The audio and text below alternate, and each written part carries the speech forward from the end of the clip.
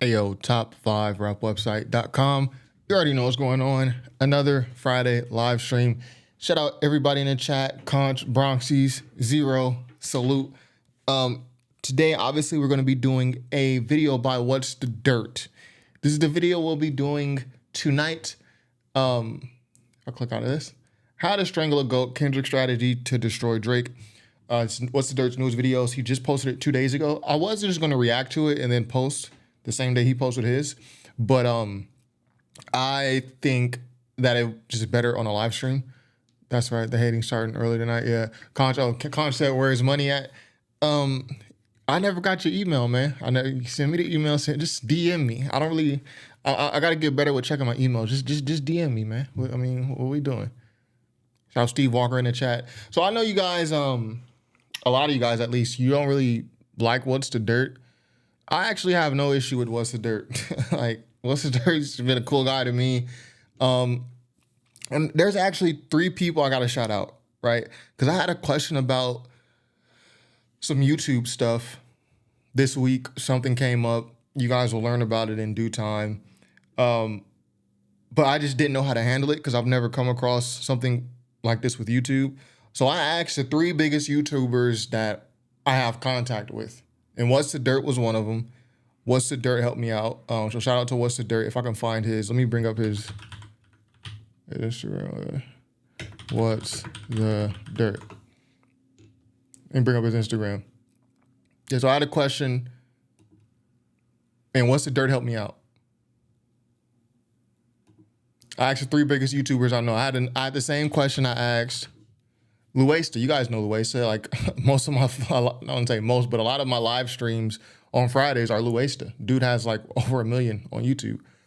And he helped me out. I wanted to get I feel like with certain things with YouTube, I got to ask the people who have been doing it and, you know, super successfully. And the other guy I asked was Fantano. So shout out to all 3 of those guys. I had a question, something about YouTube, something I've never come across before, and they all helped me out. And What's the Dirt was one of them. So I know you guys, I can tell by my comments, you guys aren't really fans of What's the Dirt, but I have no issue with the guy. My first video on What's the Dirt was, like, my first time even mentioning What's the Dirt on my channel was critiquing one of his videos, like saying he's reaching. And he was just cool about it. He wasn't like in his feelings or anything. So cool guy to me. I don't know. Cash Dadger said What's the Dirt came back. Yeah, he did a video on J. Cole. I think What's the Dirt is my screen still shared? Yeah, it's still shared. I think his most recent, not the most recent, the second, like this one right here, 100% full story of Drake versus J. Cole. I think this is like his best video right here because this is very comprehensive. I think it's a very important dive. Like, it's covering a part of the blog era that it's great. I love when the blog era gets covered, and he covers it well. He uncovered things that I didn't even know, and I grew up during that era. So yeah, he's still around. They were deriding when it was 616 in LA. Yeah, I mean, and that was my video critiquing. It was a video critiquing What's the Dirt's coverage of 616 in LA. But he was cool about it. I mean, I don't know. The counting N-word thing was blown way out of proportion. Yeah, I think so too. I mean, it's not like he came on here and said the N-word. He just counted them. I thought it was silly, sure, but but anyways, that's what we'll be reacting to. But firstly, new videos that we got on the channel. Oh yeah, a lot of people didn't like this one. Screwface Gene be like, I'll be trying to, I don't know. I thought this was funny. I had fun making this video. Go watch it, of course, after the live stream. We got coverage of Kendrick's new verse on 30 for 30 with SZA. And this video has actually been cooking right here. Every time LA won in 2024. This is getting like, usually my videos after like the 4th day, like the views kind of just settle. Like the views are what they are. It's like first week sales for albums. Whatever you did the first week, that's what it's going to be. But this video has been like getting legs. It might mess around and have like 50K. I don't know by the end of the year. But yeah, every time LA won in 2024, I missed one regret. I missed the LA Galaxy, the soccer team, winning the MLS. But everything else I covered in here. Obviously, I covered Kendricks pop-out show. I cover the Dodgers. Yeah, shout out to AI for this cover. His analysis of what is the braids was so funny. Yeah, I mean, that's what I was saying. What's braids? What's the Dirt's comments? Or rabbit? I don't know what that means. What's the Dirt was silly with that, but people just hated Drake. Yeah, facts. I mean, we know what it is. Facts. Yeah, Drake has a song called 30 for 30 Freestyle. It's much better than Ken. Wasn't 30 for 30 Freestyle on What a Time to Be Alive? Or am I thinking of something else? Yeah, right here. 30 for 30. What Time to Be Alive? Soccer doesn't count. Yeah, that's why I forgot soccer. I totally forgot about it. Didn't even know what happened. But anyways, let's get into this What's the Dirt video. How to strangle a goat. Kendrick's strategy to destroy Drake. Let's go. It truly goes without saying that Kendrick Lamar dominated let me turn this up. Well, should we do 1.25 speed? We'll do regular speed. beef against Drake. Let's see. Came up on top by Let's see how 1.25 sounds. Some people talk too fast for 1.25, like Destiny. Significant margin. However, his win over Drake is the result of something far more powerful Let me know if that's than too just fast piecing for up you. syllables. The most critical aspect of Kendrick's win comes down to one thing: strategy. Everything this man did before the battle, in the battle, and especially after the battle has been extremely calculated and downright impeccable. Let's just be real here, like the guy hasn't made a single mistake. Kendrick daydreamed about destroying Drake for a very long time. I actually think Kendrick did make a mistake. Like the verse in Meet the Grams about that daughter that Drake has said it doesn't exist. He said it on Instagram and he said it in a song. It's fake. Like I finessed you into telling a story that doesn't exist. So that actually would be a mistake if it's true. And in 2024, I believe he crafted a calculated strategy, a master plan that we're gonna call How to Strangle a Goat. The black know how to strangle me a goat. Yeah. So how do you take down a powerhouse like And that's Drake? my favorite song Well, on a lot of GNX, rappers Hannah. wouldn't be up to the task because most of them are missing a critical piece that Kendrick has had for a very long time. This is the secret Shout sauce out to that Conch, can't drop be the light. purchased, can't be taught, or replicated. Without this element, Kendrick's strategy wouldn't even exist, and the beef wouldn't have happened in the first place. The precursor that fueled everything is the fact that Kendrick Lamar has an undeniable hatred towards Drake. And this was the ultimate setup for everything that he did. I believe both of these MCs knew at some point that they would one day clash, but I don't think Drake took it as serious because he didn't share that same hatred. Drake, Yeah, and this is something that I got wrong. When Euphoria, or when not even Euphoria, when Push Ups first dropped, I was skeptical. Number one, I didn't know if Kendrick was going to respond at all. None of us knew that for sure.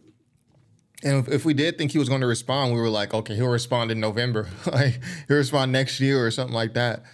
So I thought that, Drake has way more hate for Kendrick. So I don't know how this battle's going to go. And Drake is battle tested. Kendrick wasn't battle tested up until that point. Drake had marked out Common. He marked out Meek Mill. He got marked out by Pusha T, but he still battled. Like W Freestyle. W Freestyle is not only a good diss, it's a good song. Drake had, there's like an Aristo, something I saw, remember seeing way back in the day. Aristo, Drake went at Aristo, or Aristo went at Drake. Like Drake was battle tested, Kendrick was not in terms of rap beef. So I was a little skeptical, and I was like, well, Drake has more hate for Kendrick. I was obviously wrong. I don't think Drake took it as serious because he didn't share that same hatred. Drake may have disliked Kendrick or was annoyed by him, but hate is a pretty strong word, and Kendrick definitely had this emotion with him. Now let me say I'm the biggest hater. I hate the way I don't believe for one second that 2024 was the first time Kendrick picked up a pen with the intention of going at Drake. I'm convinced he started crafting verses as far back as 2013. Taking notes. Yeah, I think so too. Like there was a rumor that Kendrick had a diss song that he had been sitting on for 4 years. I think part of that diss song was Meet the Grams, honestly. Well, yeah, I now that looking back in retrospect, obviously hindsight's 50-50, right? But I think for sure Kendrick was like making these Drake diss records. You remember when that Element leaked track came out where Kendrick was dissing Big Sean and French Montana and Jay Electronica? French Montana talking about me in interviews, cynical, dry, hating something I don't approve, and it was never supposed to come out. I feel like Kendrick be doing that to a lot of rappers. Like I'm dissing them, but I'm just sitting on it. Studying Drake's every move every misstep, every rumor, and he carefully analyzed all the battles that Drake was already in. I was told by an inside source that Kendrick had a diss track for Drake back in 2021. Yeah, this most is of a the same rumor. subject matter. Yeah. So without this element of hatred for Drake, Kendrick With would've- what most of the same subject matter as what song though? See, I think it was Meet the Grams. To me, Meet the Grams strikes me as something that Kendrick could have been writing over the years. never had the desire to construct this plan, but the first step of his ingenious strategy is what I like to call the moral man tactic. This one was critically damaging to Drake. Make no mistake, one of Kendrick's ingenious plays in this beef was his ability to portray Drake as a complete degenerate while casting himself in the most favorable light. This was a very straightforward strategy of framing one side as bad and the other side as good. And this worked flawlessly. One of the first things that Kendrick executed out the gate, and a huge part of his game plan, Chanel was to glasses. paint Drake as a pathological liar. Fabricating stories on the family front, cause you heard Mr. Morale. I think somebody lied. Or pathetic, master manipulator. You lied about your ghost riders. You lied about your crew members. It was God's plan to show y'all the liar. Well, I think like Kendrick and Drake also might know each other also. So I think like Kendrick might actually have intel or like just know the guy and be like, yo, this guy's a manipulator and a liar. So it's easy to say that about him. And this was a really smart move because when Drake finally did levy allegations against Kendrick, people immediately wrote it off as Drake doing exactly what Kendrick said he was going to do. Continuously planting into the brains of the people that all they should be expecting from Drake is a whole bunch of bullshit was done with an extreme degree of intent. Don't listen to anything that guy says. It's all going to be a bunch of bullshit. And not only did he paint Drake as a habitual liar, but he made him out to be the most evil, despicable person on the planet. Drake hates black women. He hates black women. Well, I don't know if that was as much as planned, as much as what are the easy shots you can take on Drake. I don't think this is like some huge calculated plan, at least this point. I think it's more so what's the easiest way to attack Drake? Oh, the way he treats women, the way he does lies, this and that. I think that's more so what it was. Drake is a misogynistic body shamer. You a body shamer. You gonna have them baby mamas, ain't you? He a narcissist, misogynist. Drake is a rat. Yeah, I know some shit about niggas that make gonna wanna look like a saint. See, I never took this bar as Kendrick calling Drake a rat. This Gunna bar. I always took this bar. Hold on, let me see. Let me go back a little bit. I always took this bar as Kendrick being like, yo, I know some stuff about you. If I tell people everything I know about you, it will make Gunna look like a saint because I'm gonna look like a snitch. I'm telling everything about you. I never took that as Drake or Kendrick is calling Drake a liar. Drake took it that way though, because on like Drake mentions multiple times like being called a rat.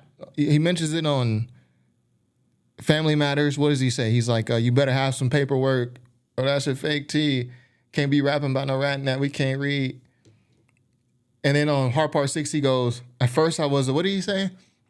It's been a minute since I heard that song. At first I was a rat, but where the proof of the trial then? 1090 Jake would have tore all the wars down. But he was never explicitly called a snitch by anybody. Drake is a horrible father. Waking them up, know nothing about that. Then tell them to pray, know nothing about that. And the fucking deadbeat that should never say more life. And a child should never be compromised, and he keeping his child around. Drake is a terrible friend. Don't rain grow while he was in jail. That's conniving. Drake's own team even hates him. Everyone inside your team is whispering that you deserve it. Drake is a bully. Fake bully, I hate bullies. You must be a terrible person. Drake is a coward. Conch in the chat, he says ATL rappers don't agree with Not Like Us, but no one will react to Lil Baby on Charlemagne. Shaking my head, double standards. Well, it's not even that last verse of Not Like Us, Lil Baby made you get your lingo. I don't call this man Lil Baby. There you go. Call me when I'm live streaming. Daniel lost my. Yeah, I don't call this man Lil Baby because that's crazy. Dominique Jones. It's not about if you agree it or not. It's about what's factual. ATL rappers don't agree with Not Like Us.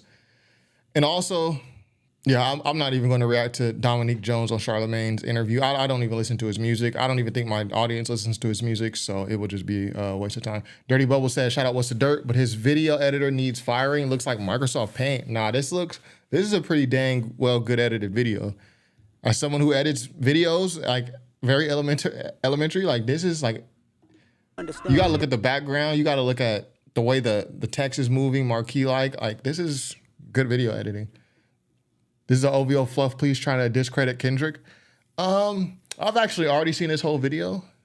it's not a fluff piece. This isn't even nothing in this video is even throwing shots at Kendrick. Like, is What's the Dirt compromise? I don't know. What's the Dirt's from Canada? I mean, he probably is. Like, I'm from LA, so I'm compromised towards Kendrick, to be honest. So What's the Dirt's from Canada? I'm sure he likes Drake more. But what do you mean by compromise? Throwing rocks and hiding hands, that's law. Drake is a gambling addicted psychopath. I'm blaming you for all his gambling addictions, psychopath intuition. Well, Kendrick is actually the psychopath. Drake is completely sadistic. The guy belongs in a padded room. Your son's a sick man with sick thoughts. I think niggas like him should die. Drake is a ball. Hey Drake, I hear you like I'm young. And he's also a sex trafficker. Him and Weinstein should get fucked up in a cell for the rest of their life. See, the one thing I'll agree and disagree with What's the Dirt. I agree that Kendrick's angle was to paint Drake as a bad person, but I disagree in that, like, What's the Dirt is viewing this as this huge grand scheme that Kendrick concocted over years. Whereas I think when Kendrick was doing it in the diss records, he's just pointing out the obvious stuff about Drake. Like, I don't, you know what I mean?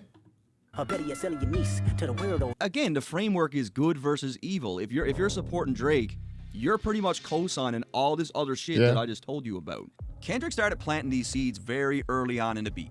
The logic was to make Drake look like such a bad person that there's no way anything he would have to say would have any sort of truth to it. Then the allegations just kept getting worse and worse with every record. And because Kendrick set this thing up the way that he did, by the end of the... Well, the allegations got worse and worse with every record because Drake kept upping the ante. Like, Euphoria is a very tame, it's Kendrick's first diss track. It's a very tame diss record. Even in that song, Kendrick is still like calling them his friends. Pray they my real friends. Or I'm with YNW Melly. Kendrick in Euphoria, he's still saying like calling them goats. Like it's 3 goats left, meaning 3 goats, meaning him, Cole, and Drake. It's very tame. The ante was up after the Taylor Made freestyle, and then like the Whitney stuff on Push-Ups. That's why it kept getting worse and worse. And then by Family Matters, you got, like, Drake casted the first damning allegation on Family Matters when he was talking about, you had a crisis management team, clean the fact you beat on your queen. Drake made that first allegation. After that, now Meet the Grams comes out, and now you're being straight up called a PDF. That's why that happened like that. What's the Dirt's gonna get sued talking like this? I don't think so. I think it's just his perspective on what happened. The beef, people were actually convinced that Drake was this person. And a lot of these things about Drake aren't even true, but that didn't matter. This is a beef. He's not supposed to paint Drake in a positive light. In contrast, Kendrick painted himself as the complete opposite and gave the impression that he was nothing like Drake, that he could actually be trusted, and that he was a man of integrity and morals. Yeah, that's he made right. it clear that he loves the children and that he's here for the children. For my children to sleep, where to pray, then close my eyes, definition of peace. Cause our children is the future, but he lives inside confusion. Teaching them morals, integrity, discipline, listen man, you don't know nothing about that. He even said that he made his last album specifically for the children. This the reason I made Mr. Morale, so our babies like you can cope. He talks about how he understands women and what they go through, and he empathizes with them, and he's...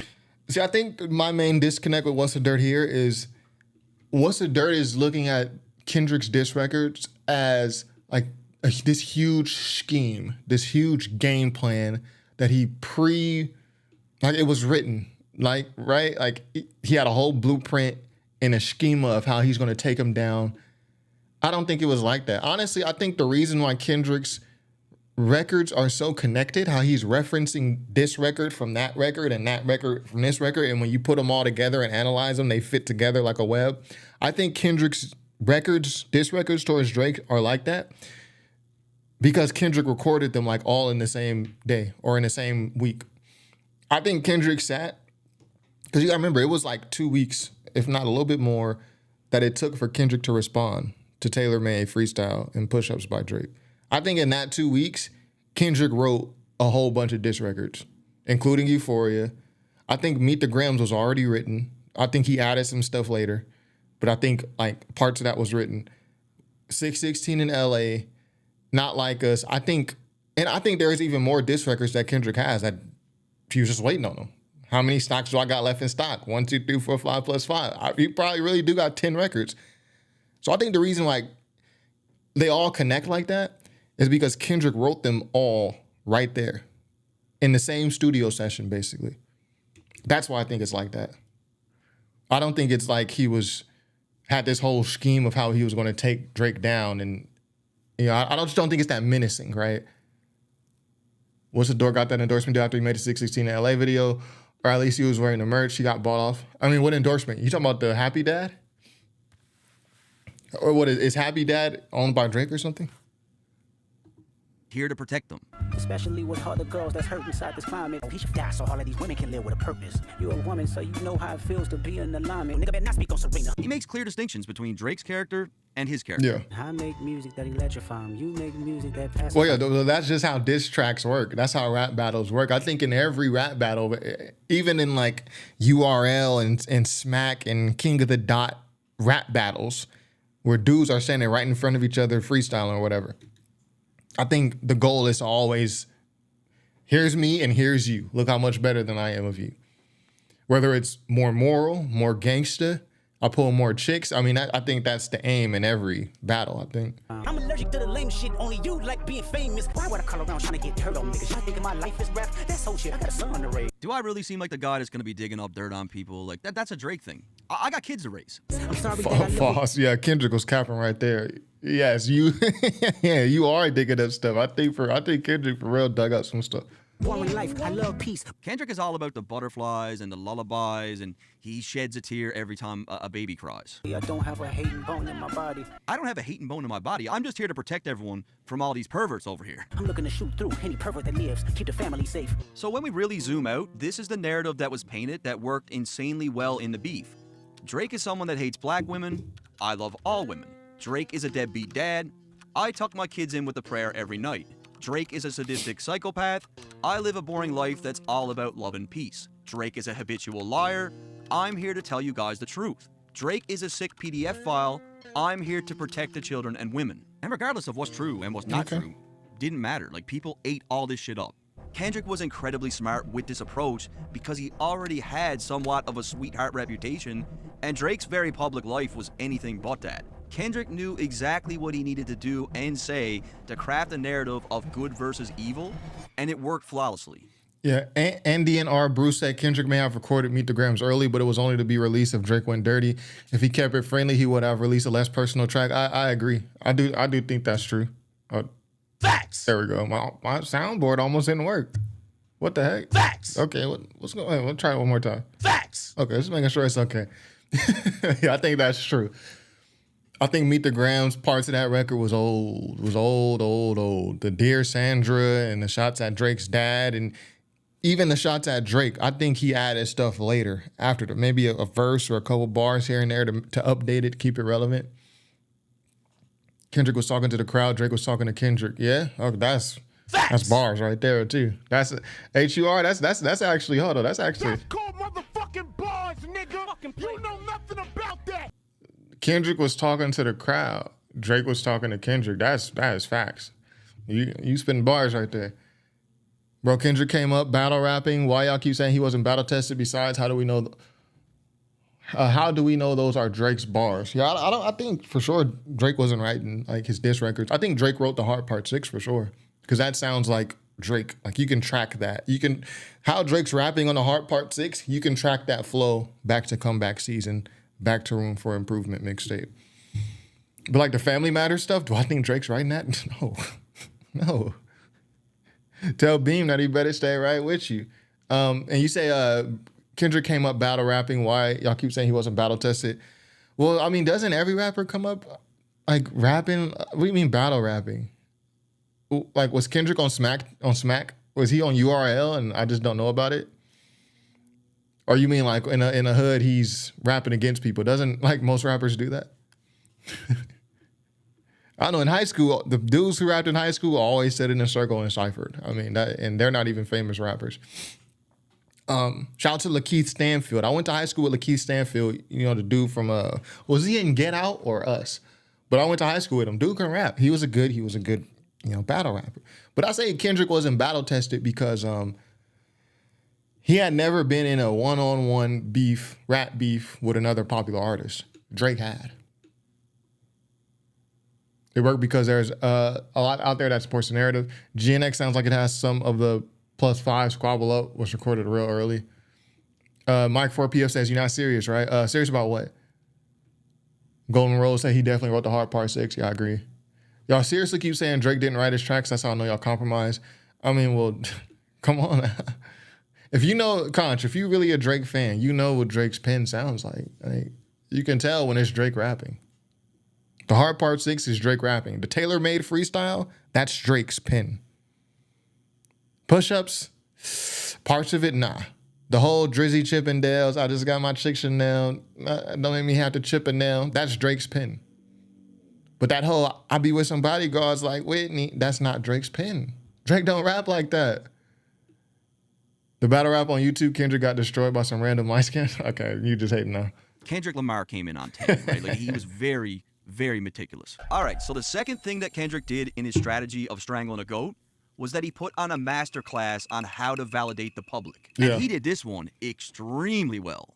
Outside of the fact that Kendrick brought forth every rumor and conspiracy theory in existence about Drake, but he also knew exactly what to say to the audience to validate their pre-existing beliefs. Somebody's lying, not to see the vibes on act. All right, so people are calling act compromised? Like, that's the buzzword right now?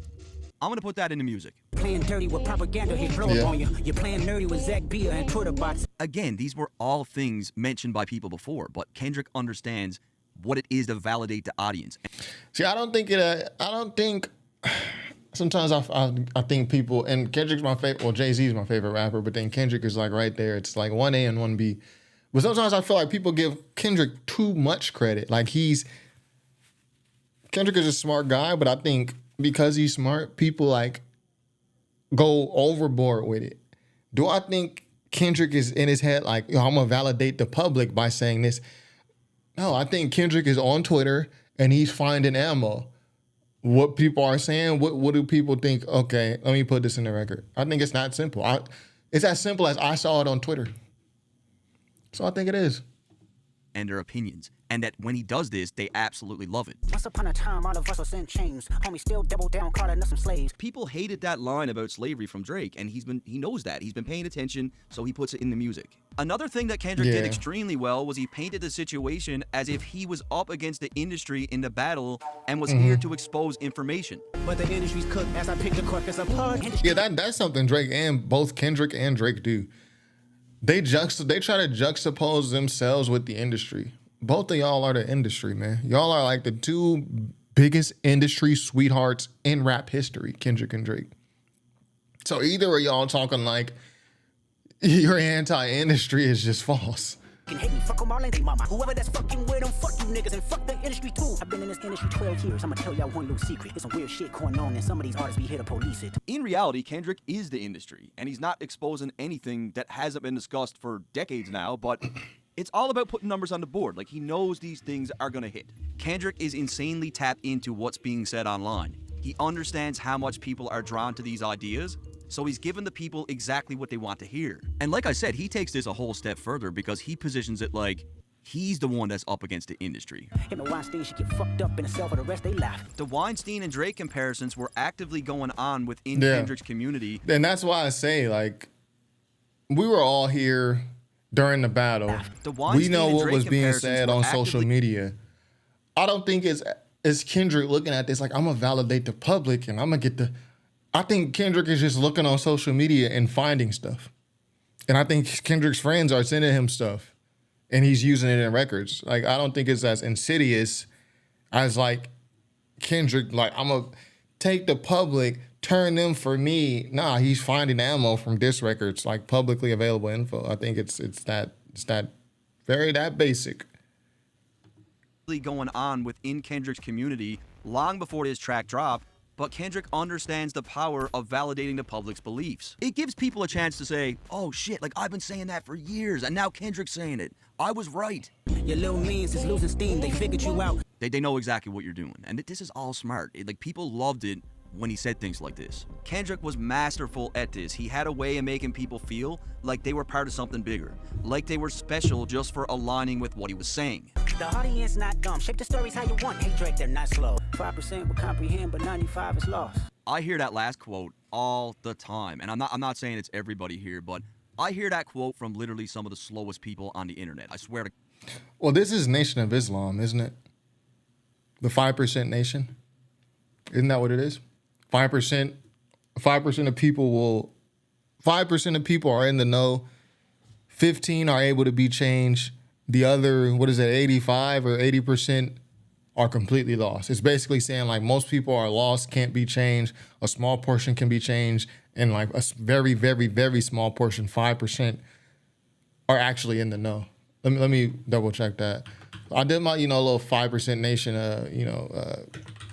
studies back in the day. 5% nation quote. I think it's like 85% or something like that. Here we go. Right here. Let me control F this. Study.com. Here we go. Oh, dang. You got to unlock it? Oh, my goodness.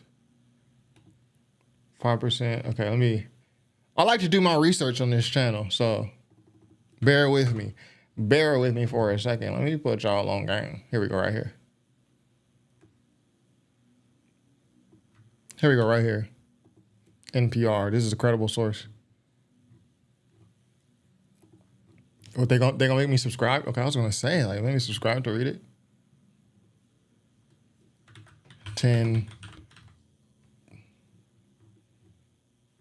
Here we go, right here. Here's what the group called the 5% Nation believes. 10% of the people in the world know the true existence. Those elite opt to keep 85% of the world in ignorance under their thumb.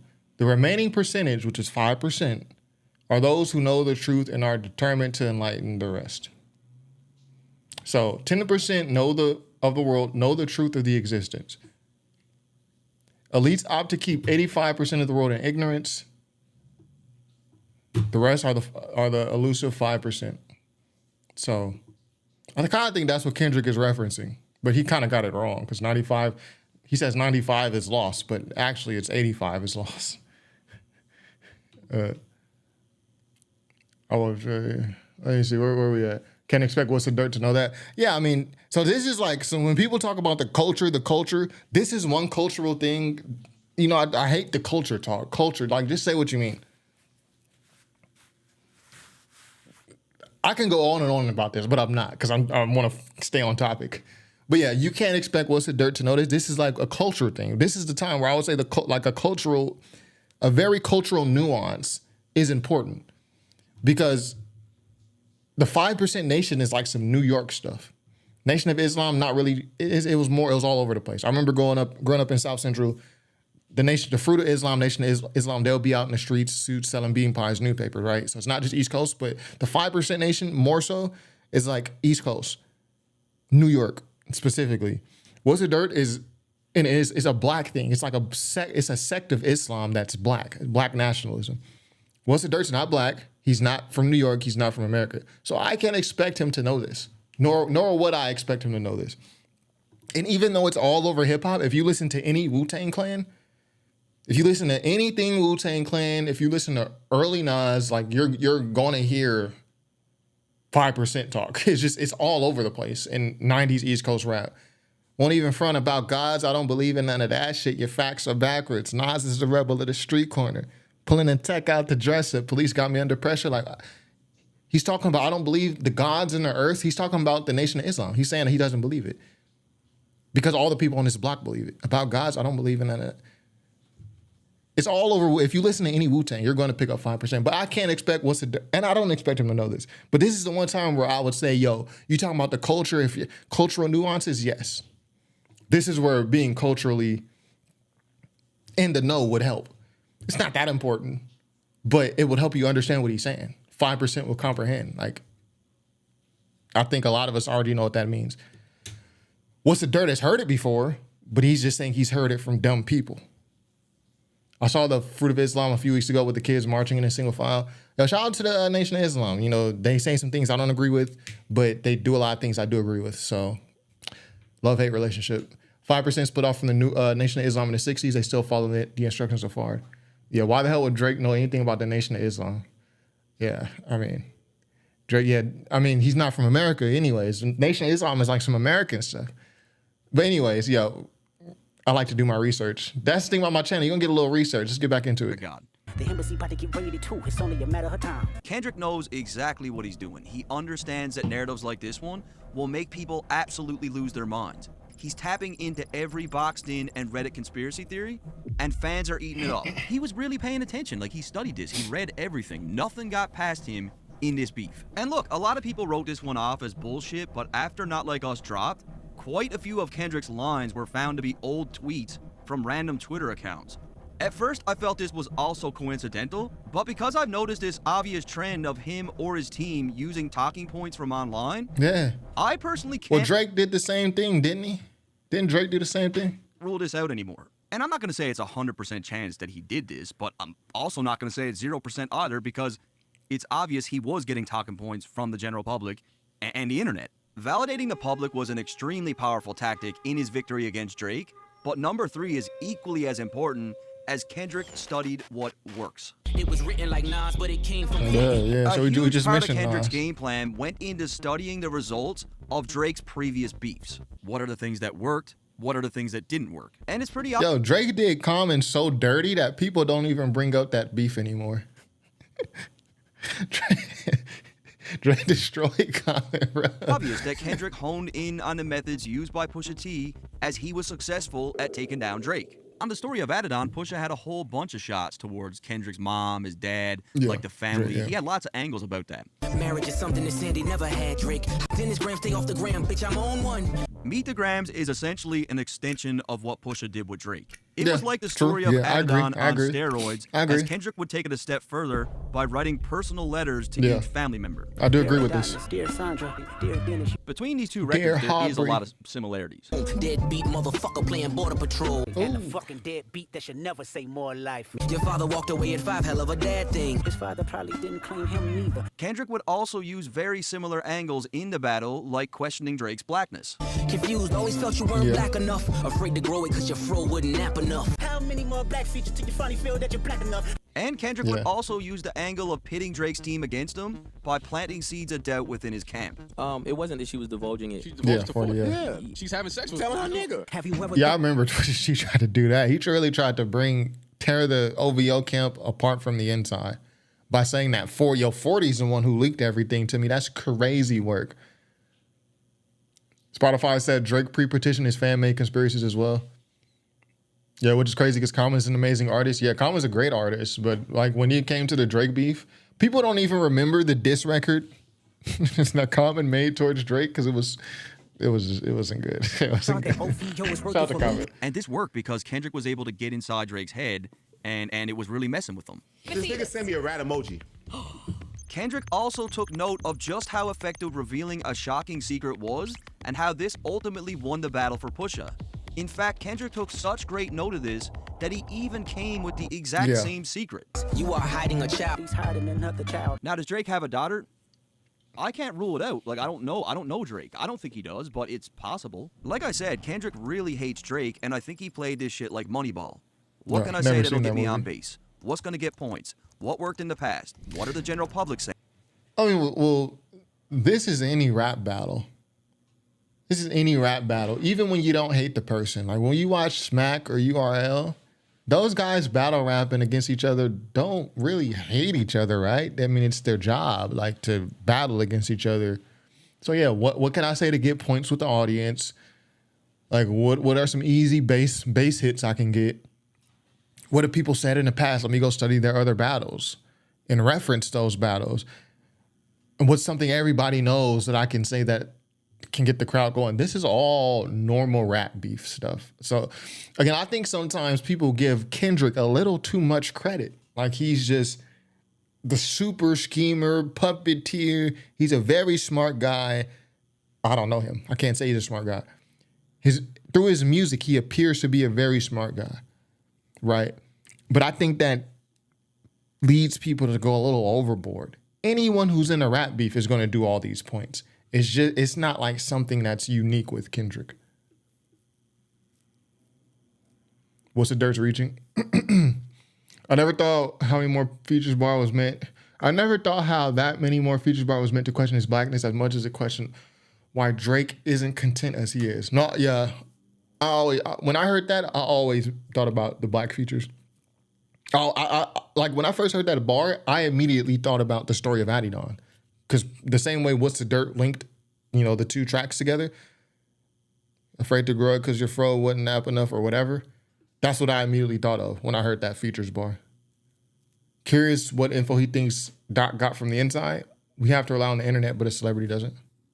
All this was taken into account, not just in 2024, but for over a decade. When Kendrick said that he had 5 more in stock, like 5 more in the chamber. 1, 2, 3, I totally 4, believe him 5 because plus I think he 5. was sitting on so much material that there's a lot he didn't even use. And some might call this level of hatred crazy, but Kendrick knew this day was coming, and he came in on 10. From his perspective, this is hip-hop, and hell is gonna have to freeze over for Drake to ever get the upper hand. There was just no way he was taking an L to Drake. No fucking way. Period. Moving on to number 4 in Kendrick's strategy of how to strangle a goat is without a doubt the timing of his records. Yeah. This one is very, very important. You can't engage in a battle without laying down some bait, and Kendrick lured Drake into this thing in a very strategic way. Talking about timing, 2 days before this record dropped, Drake and J. Cole had just finished a joint tour. They were on a whole wave of positivity, giving each other flowers, promoting each other's music, making records together, and I know this is a Future and Metro track. Yeah, I was going to say, I don't even know if Kendrick, again, I just think it's a situation where we give Kendrick too much credit. I don't even think Kendrick had control of when that record came out because it's not his song. You know what I mean? But this so I don't think Kendrick timed it to where, okay, 2 days before Drake and Cole get off tour, I'm going to ruin their party by dropping this. I just don't know if that was it. Definitely discussed, and Kendrick wanted this thing to drop at this time. He pretty much was like, okay, yeah, I see your little bromance you guys got going on. That's cool, that's cute. I'll wait for that to be over. But I'm about to shake this thing up. But this is hip-hop, and them niggas should know what time it is. To say Kendrick drew inspiration from his own Control verse would be an understatement. We all know the impact that this Control verse had, and if it's not broken, there's no need to fix it. Motherfuck the big 3. Nigga, it's just big me, nigga. So Kendrick pretty much said, I know how effective this is. I'm going to follow the same blueprint again. I'm going to hop on a guest feature and go completely nuts. But this time, I'm going to build on it and be far more direct. For all your dogs getting buried, that's okay with all these 9.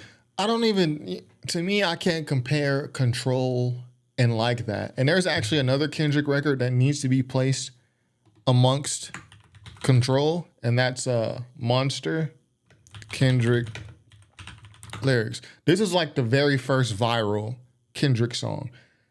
Like probably the first song. If you look at World Star Hip Hop, this is probably the first Kendrick song that was ever posted. And this is from an era when World Star Hip Hop was the place to be, right? This is like Control before Control. I'm going after Kanye, Lupe, Nas, Snoop, and Mr. Andre 3000, Eminem, Busta Rhymes. Like that whole calling people out like he did on Control. I'm the best rapper alive. Jigga Man should have retired. Like this is the first time, or not the first time, but this is when Kendrick did that and people really noticed first. So Monster Freestyle has to be placed amongst Control. I wouldn't place Like That with Monster Freestyle and Control. Like That, he's not really calling out. Like That is just like very light work. Like it's very light work. The whole verse, I guess you could say the whole verse is dissing, niggas clicking up, da da da da. Yeah, the whole verse is dissing, right, or most of it. But it's not in the same ilk as Monster Freestyle or Control, in my opinion. Like the shots are very light. Like even the shots at J. Cole, like there's really no shots at J. Cole on that record. The shot is at Drake, and it's at the very end of the verse. For all your dogs getting buried, K without these 9s, Pet Cemetery. That's like the main shot in the big 3 bar. I can't place that. Like I can't juxtapose that with Control, personally. The only Kendrick record I would juxtapose with Control is this one, the Monster Freestyle. And this is Kendrick freestyling over Monster by Kanye West. This is his first big song. Build on it and be far more direct. For all your dogs getting buried, that's okay with all these 9. And again, timing is really important on this because Drake still had a few shows left from his solo tour. So while this record is going absolutely nuts, Drake can't escape this thing. I just don't think Kendrick planned that all out. Like it's not his record. It's not his record. You know what I mean? Like that's Future's record. He has to listen to it. He has to hear about it. He has to watch it go #1. And the thing that the boy loves the most is going #1. I got my fucking head up high, my back straight. I'm 10 fucking toes down. And I know that no matter what, there's not a nigga on this earth that can ever fuck with me in my life. However, the essence of timing his drop strategically only continues throughout this beef. Drake would drop push-ups and Taylor Made, and it's here where Kendrick goes quiet. No post on social media, no public statements, nothing. And this was also a deliberate strategy as he gave Drake a false sense of security in the beef. Drake really thought he had this thing in the bag. He really thought Kendrick was stumped and didn't even think he was going to respond. I know you're in that NY apartment, you're struggling right now. Yeah. And this was a lot of people's. I even felt like that. Kendrick was not rapping at that time, bro. Like Kendrick was. It's hard to imagine now because Kendrick then dropped all them records in a row, them diss records. Then he drops the GNX, and but like Kendrick was like inactive at the time, man. Khan said, I hate how somebody can tell me to go listen to Drake is obvious when he's not writing. Okay, then play 0 to 100, then play Family Matters. It's just writing in his cadence. 0 to 100, what? So you think he wrote 0 to 100? Wasn't that Diddy song first? Wasn't 0 to 100 Diddy song first? Yeah, I know it. But boy, was he... Wasn't Dirt still talking about Kendrick and Drake? I thought he said he was stepping away. Well, this is what the people want to hear. This is what the people want to hear. This is what the people want to hear. They want to, y'all not tired of Kendrick and Drake yet? So as content creators, that's what we're going to continue to give y'all until y'all don't want it no more. Wrong. While Drake trolled Kendrick on social media, Kendrick was looking at this thing like an actual war. A good chess player might predict their opponent's next move, but a great player predicts the next couple of moves. It was during this period of being quiet where I believe Kendrick was simply tweaking the strategy. Yeah, so I don't think this is a reach. I actually don't think this part is a reach. And by the way, shout out to everybody in the chat. Shout out to all the people lurking. Lurking, what is lurking? You're watching the video, you're watching the live stream or live, but you're not in the chat. It's cool. You don't got to go in the chat. I'm also a fellow lurker when I watch live streams. Just hit subscribe, hit like, you're good with me. So this part that What's the Dirt saying, I do think that it's true. I do think Kendrick outmatched him. I'm gonna let What's the Dirt cook a little more, then I'm gonna say what I need to say. What am I gonna use against Drake? What am I gonna hold back? Yeah. What style of record will I drop here? It's facts. What style of record will I end off with? I believe Kendrick recorded a bunch of different diss records, and they will be used or not used based on what Drake's next move was. Absolutely. Okay, if Drake does this, I got this for him. Absolutely. But if he goes over here with it, I'm gonna give him this one. Right. I think he had a bunch of. I think he was really prepared. And if we're gonna talk about timing, Kendrick's next drop might just be the greatest play in the history of hip hop beef, as Drake chose to go with a fairly melodic, upbeat record. Hands on your knees, shake that ass for Drake, now shake that ass for free. Okay, so Drake went the melodic route, something like back to back, perfect, just what I expected. I got just the record. I do think this is true though. Suck the life out of this thing. Yeah. Your son got some habits, I hope you don't undermine them. 56 minutes after Family Matters, Kendrick dropped Meet the Grams, and holy shit, what a difference in tone, what a difference stylistically. It was the... And also, like, Drake played his hand way too early. Drake played his hand from the very first record he dropped, Push Ups. At the end of Push Ups, what's at the end? It's the Family Matters. It's the Family Matters, drop. Like, Family Matters plays at the end of Push Ups. And even, you can go watch my video reaction to Push Ups, even me, and I'm not even Kendrick, I'm not even looking at this all maniacally. I'm like, well, that's odd. Like, there's a new beat. So in my head, after I hear Push Ups, I'm like, okay, so Drake has a record that he wants to drop. He has a record done already, basically. And then Drake comes with the tailor-made freestyle where he's kind of like jabbing at Kendrick. Like, so to me, and I'm sure to Kendrick, I read that like Drake has a record that he really wants to drop. But he doesn't want to drop it right now. So he puts out tailor-made to kind of like coax Kendrick because he feels like this record that he has, which is probably the one that he played at the end of Push Ups, right? He feels like this record that he has is a straight nuke. And that's why he drops a tailor-made. He's trolling Kendrick on social media. And you can go watch my tailor-made freestyle reaction. I say this there the day it drops. I'm like, Drake he really has a record he wants to drop. And he really wants Kendrick to respond so he can drop that record. But he doesn't want to drop it right now because why not just drop the record right now if you have it? Now he wants Kendrick to play his hand first and then just destroy him with this record. So he feels this record is this strong. So if me, I'm not related to this situation at all. If I can clearly see that, clear as day, what do you think Kendrick sees? So yeah, in terms of the strategy around this, I for sure think Kendrick was like, yeah, he's got a record. And I know he has a record, so I'm gonna have a bunch of records. And when he drop whatever record he's waiting to drop, when he drops it, I'm gonna drop right after and just suck the life out of it. I do think that's true. Again, there's a lot of times in this video where I was like, I think we giving Kendrick too much credit. I don't think he's that like menacing, like or insidious to do that. Not this part. I think this is 100% facts. Let me read the chat. Stay calling us out. I like listening while I do my hair cleanup. Shout out to Lachey Lennox. No, it's all good. Yo, my lurkers, I'm not calling y'all out to make y'all chat. We just salute. Just like the video, subscribe. We all good. I'm a fellow lurker too. Conch says Family Matters is not ghostwritten. Okay. The contrast between Meet the Grams and Family Matters was what made me realize what type of timing Kendrick was really on. Yeah.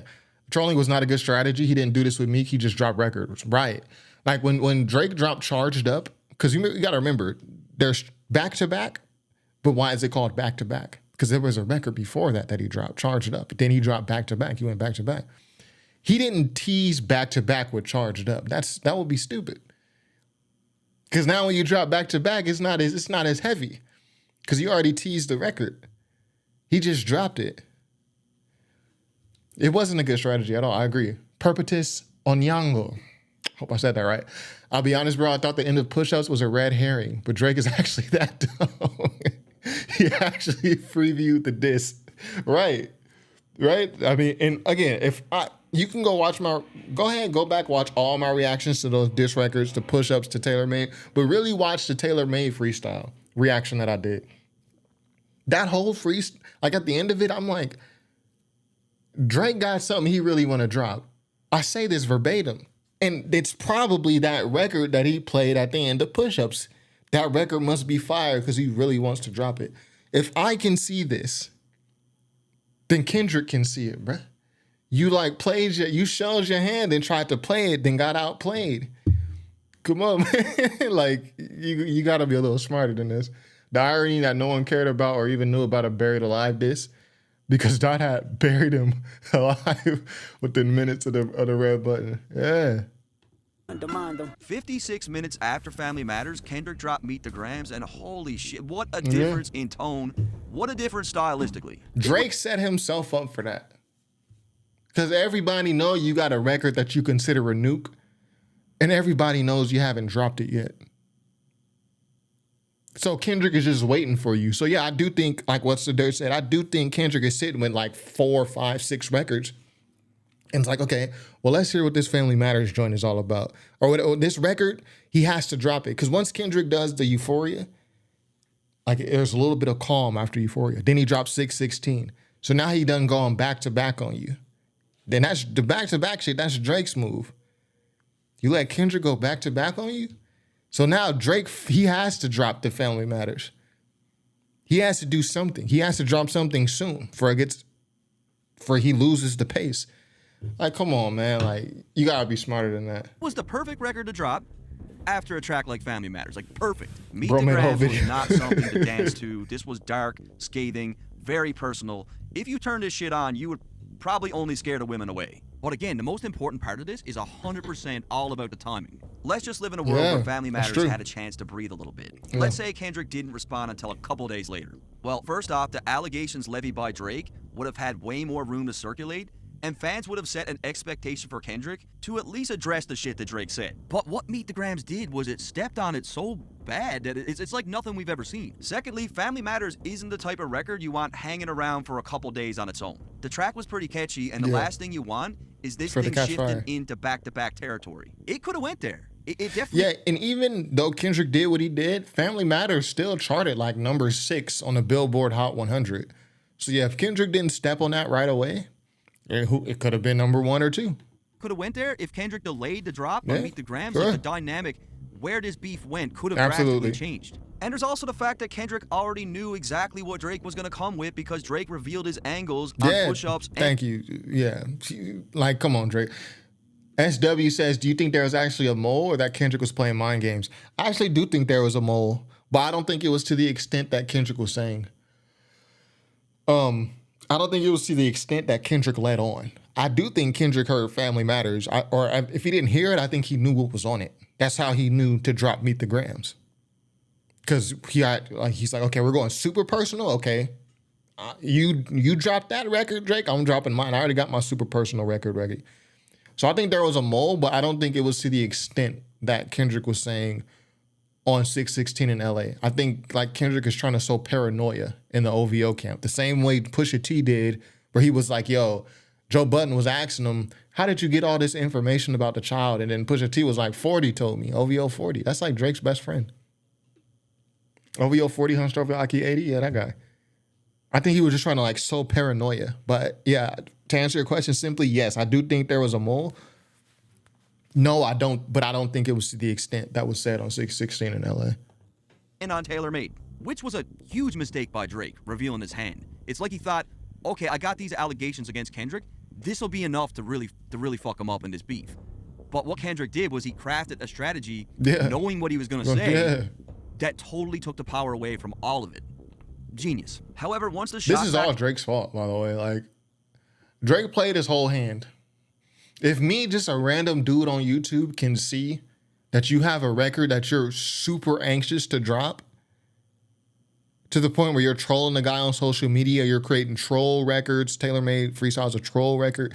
You're doing all this because you if I can see that you just have a record that you're itching to drop, Kendrick can clearly see it.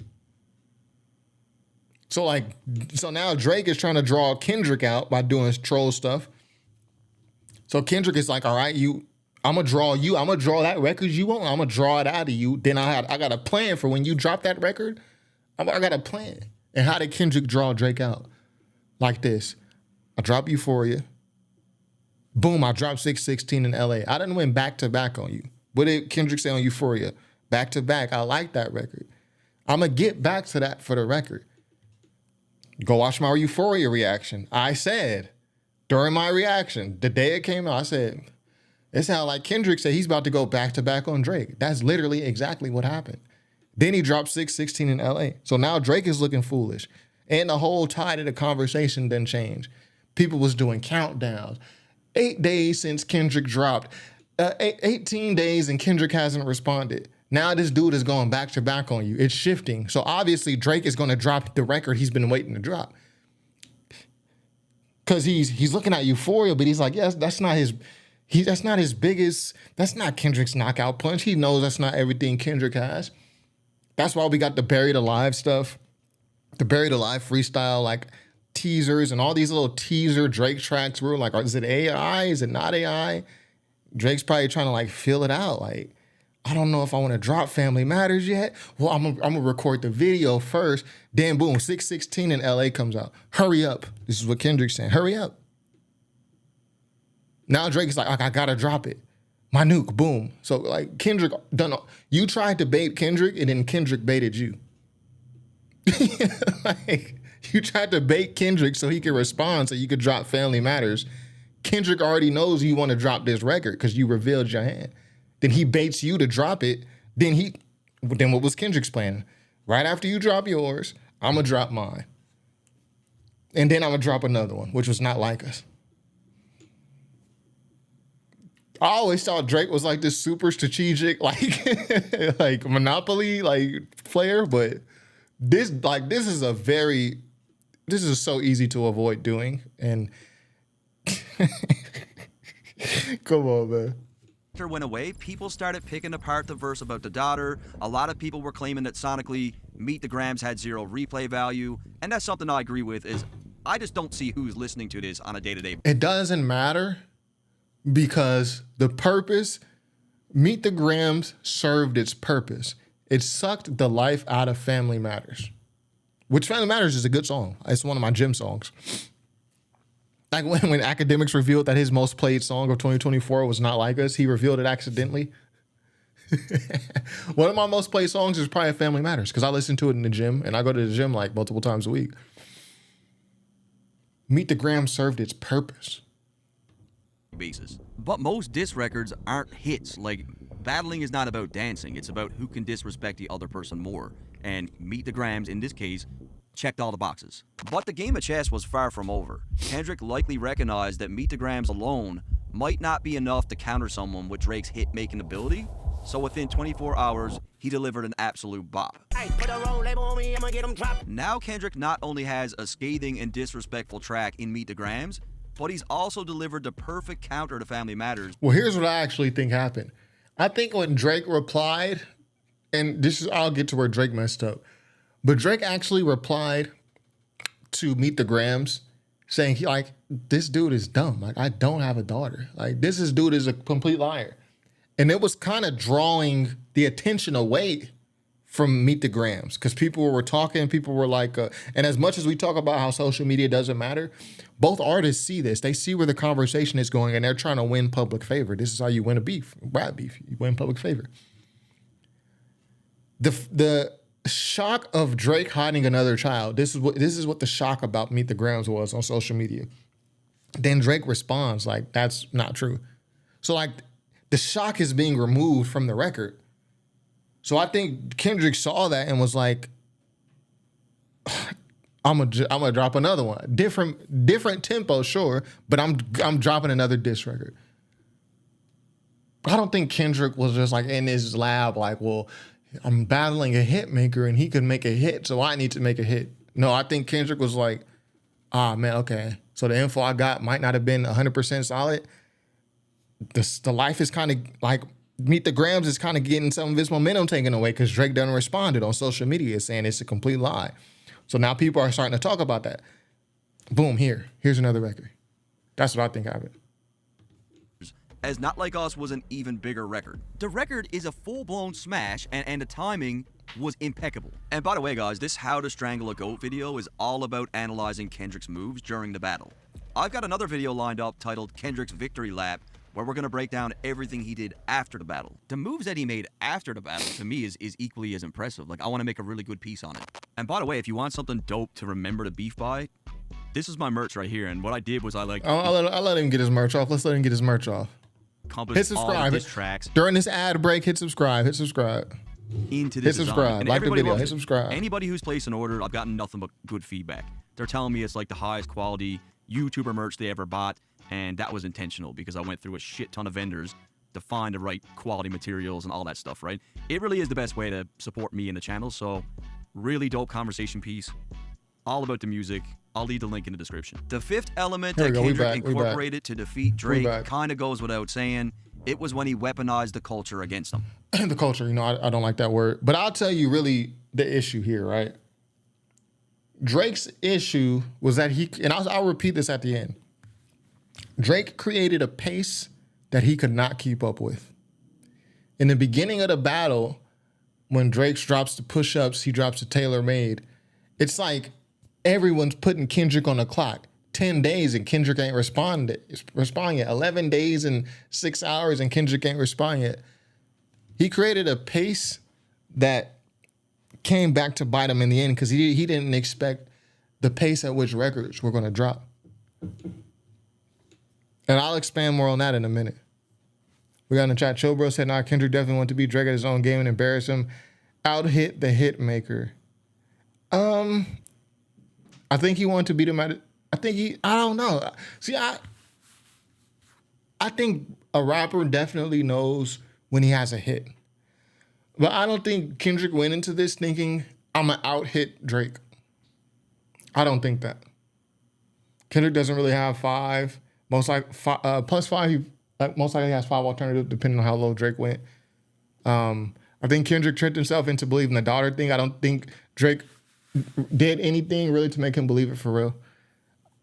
Kyrie said, I said earlier, but I don't think K-Dot lying. He just exaggerated the truth.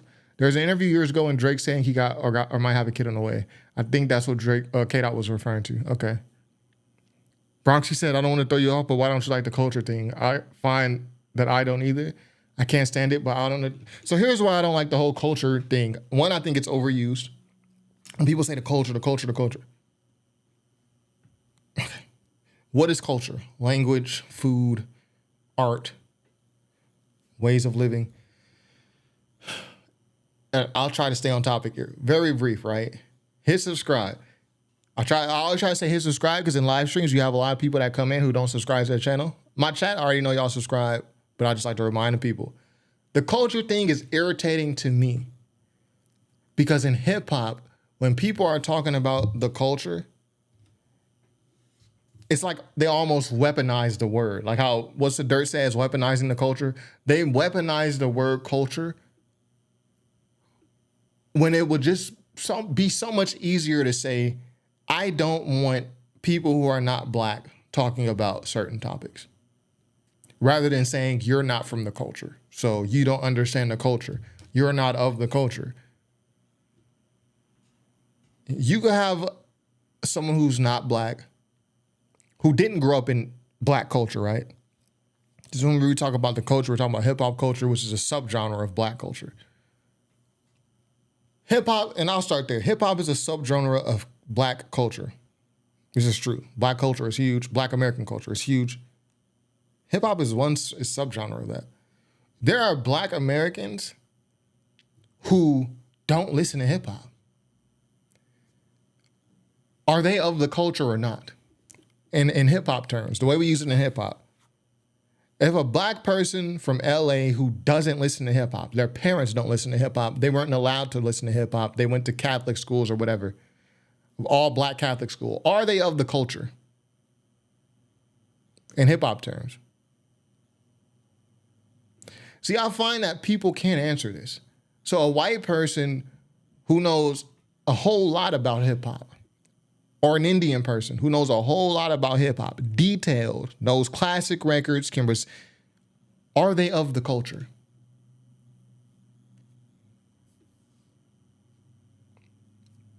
I find that the word, the culture, it would just be so much easier to say, for people to say, I don't want people who are not black talking about certain things because it makes me uncomfortable, rather than dressing it up in the culture.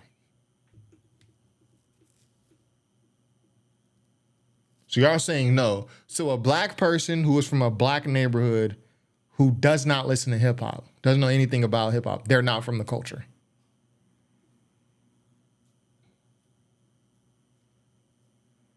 But they're from a black neighborhood. So a black person, now let me flip it on you. A black person who grew up in like a white neighborhood who listens to hip hop, are they from the culture? You see how this, you see what I'm trying to say?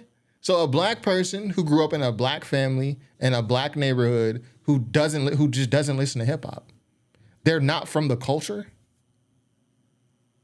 But a black person who grew up in a non-black neighborhood who listens to hip hop, they're from the culture. But then a white person who let's say they're not even from North America, they're from India, but they know a lot about hip hop, are they from the culture? Both are. See, I know what I mean by culture. I define culture before I said anything. What is culture? Language, food, art, ways of living. To me, Indian person, white person, whatever, if you know hip hop, you know hip hop. I put Grandmaster Caz on the screen. You're like, that's Grandmaster Caz. I put Mos Def on the screen. You can recite at least one bar. We can talk about certain key albums. America's Most Wanted by Ice Cube. 36 Chambers by Wu-Tang. It was written by Nas. You can have these conversations. To me, it don't matter where you from, what color you are. You're from the culture. You can break dance. You're from the culture. If you don't know about hip hop, I don't care if you're black. I'm not using that culture word with you. This is why I don't like that word, the culture. Culture equals shared belief, values, norms, behaviors. Define a group of people. Hip hop is Africans, descendants of slaves, attempting to create a makeshift culture. Yeah. Like I know the smell of the hot comb. You don't know that if you're not from it. So there are black people who never had, you know, the perm or the pressing. They don't know the smell of a hot comb. There are black families where they don't grow up like that. I know the smell of a hot comb, and I know the smell of some hair burning. You ever touched a hot comb when it was sitting on the stove? That shit is hot, bro. It's hot. but there's black people who don't know that, who are from black neighborhoods though. So are they not from the culture? So see, Bronxies, you done got me off my point now. You sound like you're getting a check now. You changing your response now? I don't know. I'm changing my response from what? What am I changing my response from? I've been saying I don't like that word. I don't like how it's used. I have no issue with the word. I just don't like how it's weaponized in hip hop. And I say it because it is. In hip hop, we gatekeep the wrong way. People say hip hop isn't gatekept. No, hip hop is gatekept, but it's gatekept it's gatekept the wrong way. Hip hop is gatekept through race. You can have Tommy Richmond come out and say, I don't like that, or I'm not solely a hip hop artist, and people jump on him. But then you got Kanye West come out and say, I'm not a rapper. Uzi, Tyler the Creator, all of these guys have come out and said they don't want to be considered hip hop. Don't put my album in hip hop category. I'm not a rapper, I'm a rock star. I'm quoting them. But it's gatekept on race. Country music is gatekept, I think, a lot better. Not perfect, but a lot better. You want to come into our culture, country music? Cool, you can do that. But you're going to work with this legend, Billy Ray Cyrus, Lil Nas X. We're not putting your stuff in our country charts until you got to go put one of the OGs on your song, remix, let him get some money. Then, yeah, go do some legwork at our, show up at a couple of our events, you know, our award shows. You're going to do some legwork, then you're in. I think that's a little better than just hip hop being gatekept on race. It's like, it's not productive. And that's why hip hop is so trash right now. You must be from the sub. I'm from South Central Los Angeles. Where are you from, Johnny Hawkins? Where you from? Throw it up. He's so good at doing this that people don't even realize like what he's doing. Didn't notice I said we. It's not just me. I'm what the culture feeling. Kendrick played this all really smart because he's positioning himself as the person that's speaking for everybody. Drake is the imposter, and I'm here to stand up for what's right. I'm doing this for all of us. Tell them run to America to imitate heritage. They can't imitate this violence. And it's lines like this one where he deliberately makes the distinction between Canada and America. This is also really clever because now he's making the beef about geography. Yeah. Kendrick's right. Like, we're not going to let these Canadians copy us. Well, I just think it's an easy shot at Drake. Oh, he's from Canada. Like, to Americans, Canada is just a punchline at times. I do agree. I've been to Canada once, and I actually saw Drake when I was in Canada. And many people don't take notice to little things like this, but it's one of many ways that Kendrick subtly shaped the narrative.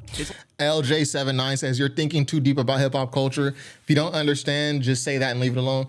Am I thinking too deep, or are you not thinking enough? Am I thinking too deep, or are you not thinking enough? It's like he's saying, look, I don't know who else is with me here, but I'm American. We made this. A lot of dudes ain't thinking enough. enough. He's from Canada. This guy's a total outsider. Somebody had told me that you got a ring on God. I'm ready to double the wage. I'd rather do that than let a Canadian nigga make Pac turn in his grave. Are we? Well, the reason Kendrick says that is because Drake is acting like he's an outsider. Like, Kendrick is just pointing out very easy things to point out. I don't think it's as maniacal as we paint it, as What's the Dirt paints it. For Drake to take Tupac's voice, put it on AI, and try to rap like Pac and Snoop to diss Kendrick, even though I thought it was funny, that's something an outsider would do. Like, who would do that? Like, he's doing things like, you rapping like you're trying to get the slaves freed. Drake is talking like an outsider. He's acting like an outsider. So I think it's just a very easy shot. It's just a very obvious shot to take. I think it was Bizarre from D12 in one of the Beef DVDs. He says the most effective disses are just pointing out the obvious. If you beefing with someone who's fat, you got to attack their weight. It's obvious. And Bizarre was fat. He said this. This is what I'm attacking. If he got crooked eyes, you talk about his crooked eyes. Like, the most effective disses at times are just the obvious. And I think that's what Kendrick was doing. This Canadian who's not part of our culture take Pac's ring. I'm going to be the one to stand on business here. This is going to resonate with people in hip-hop because who doesn't like Tupac? Like, the guy is an icon. I even hate when you say the word nigga, but that's just me, I guess. Kendrick is pretty much saying, look, this could just be me, but I personally don't like the way that Drake says that. Like, well, I think Kendrick was also building off Rick Ross's diss track to Drake, Champagne Dreams, which came out before Euphoria, and where Rick Ross is just basically calling Drake white boy and all this. I think that's where Kendrick was going with that. I don't know about you guys. We don't want to hear you say nigga no more. Stop. We don't want to hear you say that anymore. Another brilliant tactic that Kendrick employed in this beef was when he removed all the copyright claims from his diss tracks on YouTube.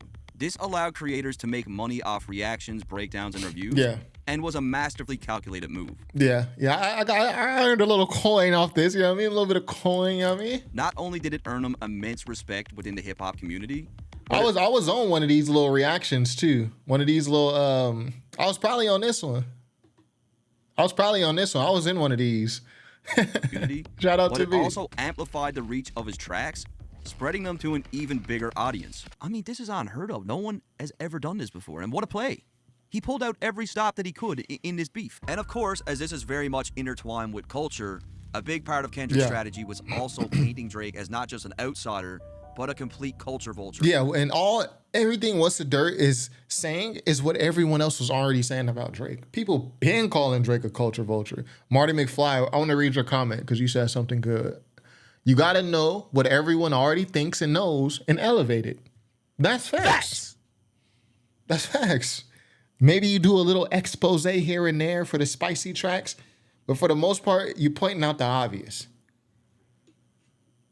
That white boy diss was lame, but Rick Ross knows how to pick an elegant beat. Yeah, I mean, the song was fine, though. If you just don't even listen to the diss records, I mean, not the diss records, but the diss bars, it was a good song. Sounds like a quintessential Rick Ross song, right? As well. How many more black features till you finally feel that you're black enough? And that's such a bar, too. Like, the black features because he had the braids, and then the black features, like, musically. Such a bar. There's no accent you can sell me. Run to Atlanta where you need a few dollars. Daddy can't give you no swag neither. I don't give a fuck about who you hang with. Pitting the culture against Drake was the best angle that Kendrick could have ever took in his beef. He took a strong position of painting Drake as an outsider whilst making people feel like they were also part of the fight. And it totally worked. It didn't just work. Like, this really, really worked. At this point, I'm going to tell y'all why Drake really lost at the end. I'm going to tell y'all. You can see that Kendrick's strategy is 100% dialed already, but the sixth aspect that he implemented in order to Clean Energy says, obvious this is right. Like, Drake kept calling Kendrick short. Yeah, like Kendrick, this dude is like 5'3", like 5'4". Shout out to the short kings out there, but, bro, like, you 5'3" talking to me like this? Shut your, boy, we gonna mush you. Like, you gotta go at the height. You gotta go at his height. So yeah, you go at the obvious things. But with Kendrick, the issue is there's not like a lot of obvious stuff. And you go at his hypocrisies. He tries to play super nice and super moral on records, but then he contradicts himself. You listen to Kendrick's music, it's a lot to pick at. Which is what Drake tried to do, to Drake's credit, right? He tried to do that. But it's not enough, man. Drake was that he beat Drake at his own game. And shout out all my boss, bitches, wife, and niggas. Who could forget Back to Back, the hit record that Meek Mill couldn't get away from as it was constantly being played at sporting events. Oh, Kendrick 5'5", get that man, it's 2 inches. My fault. On the radio, nightclubs, and triggered countless online memes. Sound familiar? And this also ties into studying Drake's previous beefs because he clearly looked at his approach with Meek. What better way to humiliate Drake than by hitting him exactly where it hurts by dominating a space that he takes great pride in being the best at, being #1 on the charts. You don't need to have a technical ear for recognizing what a hit record sounds like to know that Not Like Us was destined to be a #1 record. I wasn't even halfway through the record when I paused it and looked at my girl and said, he's got a #1 record here. This is out of here. Kendrick's got one. This is a major problem for Drake, this record. Not Like Us is not even just a hit. It's a full-on smash. It's the biggest diss record of all time. Facts! Not Like Us is the biggest diss record of all time in hip-hop. That's facts. I don't think this record is going anywhere for a very long time. I personally don't see a time in at least the next decade where this record isn't being played at some capacity. There's a big difference. And Not Like Us, it's the biggest diss record of all time, and it's always going to be played, right? Why? Not only because it's the biggest diss record of all time, right? It's a West Coast classic. Not Like Us is like gin and juice. It's like California Love. It's like, what else we got? If it don't make dollars, it don't make sense. DJ Quick. Not Like Us is a West Coast classic. So it's always gonna be played, period. It's not only the biggest diss record of all time, it's a cultural. We're not using that word. It's a regional classic. We're not using that word. And a smash. Nigga said Kendrick is 5'8". Stop it, bro. Do you know that Joe Budden still gets a nice check every year from this record? A track he did over 20 years ago? And that's because Pump It Up is one of those tracks that you'd be hard-pressed not to hear at a ball game. And I feel like Not Like Us is also one of those records. What's more impressive about Not Like Us is it's a diss record. It's a diss record that is a smash. I'm just going to go off top here and say that 98% of diss tracks will just come and go. Yeah. Very seldom does an artist catch one where they're disrespecting someone and it's at the top of the charts at the same time. We can pretty much count those on one hand. So when it comes to beating Drake at his own game, Kendrick literally secured the biggest diss record of all time. I didn't say it was the best diss record, but it's definitely the biggest. It's definitely the most successful. And if you don't like the record, your life is going to suck because I don't think it's going anywhere. Like, you're going to have to listen to this for quite some time. I really believe that. And one thing that we could say about Drake is... Your boy said Kendrick is actually 5'5". I shook his hand and I'm 5'9". Trust me. Yeah, I've seen Kendrick, and the only person I've seen perform more than Kendrick live is Currency. Kendrick is definitely... Y'all saying 5'5", but I think he may be shorter than that. I don't know. He's a small guy. So obviously when you diss him, this is what you go at. Like, bro, Drake is like 6'3". Cole is like 6'3". These is tall guys. Drake, like, he's a whole foot taller. He's really good with quotables in his music, and this is something else that Kendrick outperformed him in, as he had far more standout. It's bigger than Back to Back, and it's not close. Yeah, and Back to Back it's not like a regional classic like Not Like Us is. So you can have a big record that's not a regional classic. Back to Back was a big record, but Back to Back was more just a moment in time. It's not like a Toronto classic. And even if it was, Toronto's not at the point where they even have like pull or like a sound like that in hip hop yet. Not Like Us was a huge record, and it's a West Coast classic. You got DJ Mustard, who's a hip hop legend, and you got Kendrick. It's a West Coast classic. Lines than Drake. I'm talking about a part where the DJ kills the music, and then everyone's singing that part back. What is it, the brakes? What the fuck, the big three? Nigga, it's just big meat. Certified lover boy. No, trust me, Drake is not 5'11". I'm reading the chat mostly. Drake is not 5'11". Okay, when I went to Toronto, I saw Drake. Drake is probably like 6'2". See, what in rap, everyone's like, especially, you know, being in LA, you see a lot of celebrities, Fox Hills Mall, whatever, you see a lot of celebrities. Most celebrities are, you wouldn't even, if they walk by you, you wouldn't know. A lot of celebrities are way shorter than what you imagine. Kanye West, short. I wouldn't say short, but he's just shorter than what you would think. Drake, though, like Drake is tall. Like legitimately, he's probably like 6'3", to be honest. Cole is tall, right? Like 6'3". Chris Brown is tall, probably like 6'2". You remember like when you see a tall celebrity, because like when you see other celebrities, like they're not really tall like that. Like they're actually very small. Like, you know what I mean? Certified pedophiles. Freaky ass nigga here, 69 God. It really is an art to be really good at doing these types of things, but notice that Kendrick, he uses like specific things that he wants to make sure these are the things that ring off.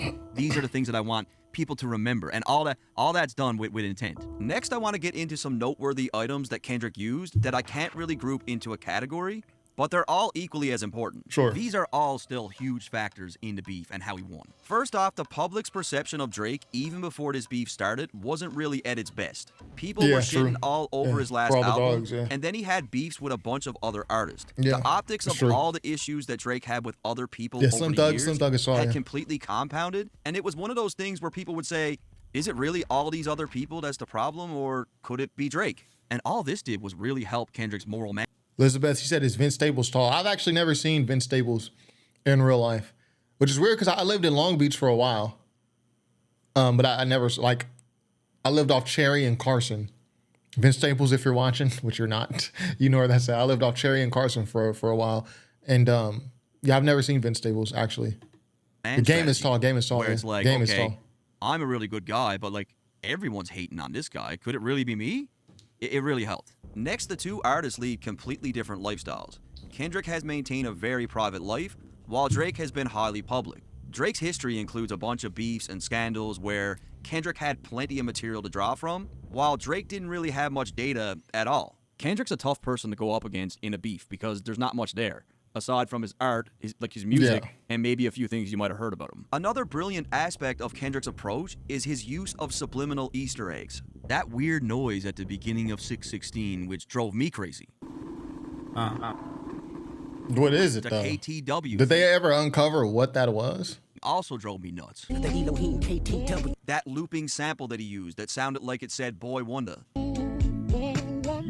He truly Yeah, incorporated people be reading a lot deeper into it than I do. Shout out to y'all, though. Y'all uncovering stuff that I don't even know. a wealth of these Easter eggs throughout the whole Elizabeth said Drake is no, Drake is definitely not 5'8". I'm 6 feet. I'm 6 feet. Drake is taller than me. Like, I would believe Drake is like 6'3".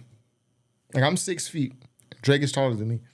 beef. I can double down on that line, but spare you this time. I be a New Hawk King getting fried rice with a dip sauce and a blammy crow. Find the jewels like Cash Dog. I just need you to think one of them is actually next to you. And all this did was add a layer of mystique to Kendrick's music, and it kept fans talking. Some of the things that he mentioned in this beef are things that people are still trying to dissect today. It had people going nuts, including me. Like, what in the fuck is he talking about? This guy's on some like jigsaw, cryptic, crazy shit. Like, Kendrick's demented. Kendrick is like a madman. Like, Aura, yo, what's the dirt? You gotta contact your editor. AURA, Aura, AURA. I was about to say these words platforms. Yeah, Big Sean, also very short. Now we're talking about heights. Somebody said, "Why are you talking about rapper heights?" Because we were talking about rapper heights because we're talking about the angles that Drake took at Kendrick because Drake was calling them small. That's why we're talking about rapper heights now. So we're on that topic. Big Sean, very short. Currency, I never actually stood side by side with him. I only seen him on stage, so I don't know how tall he is. Mozzie, very short. Gold Link, very short. Like, I took a picture with Gold Link, and he looks like my son. that all helps, and Drake barely had any of these. Another really intelligent football choice made by Kendrick was that I he see. opted out of entertaining any of the allegations that Drake had against him. Kendrick decided not to even bother with addressing any of Drake's claims because he already saw the power in his strategy in painting Drake as a liar, and he knew damn well that dropping Meet the Grams 56 minutes after Family Matters would completely void Drake's claims anyways. Well, when you respond to the allegations like that, even though if it's a damning allegation, like you're being accused of domestic violence, like Kendrick was, or you're being accused of being a PDF, like Drake was, sometimes responding to the allegation validates it, even if it's not true. It's like when I dropped this video about Screwface Gene. Screwface Gene be like, and I'm just like being silly.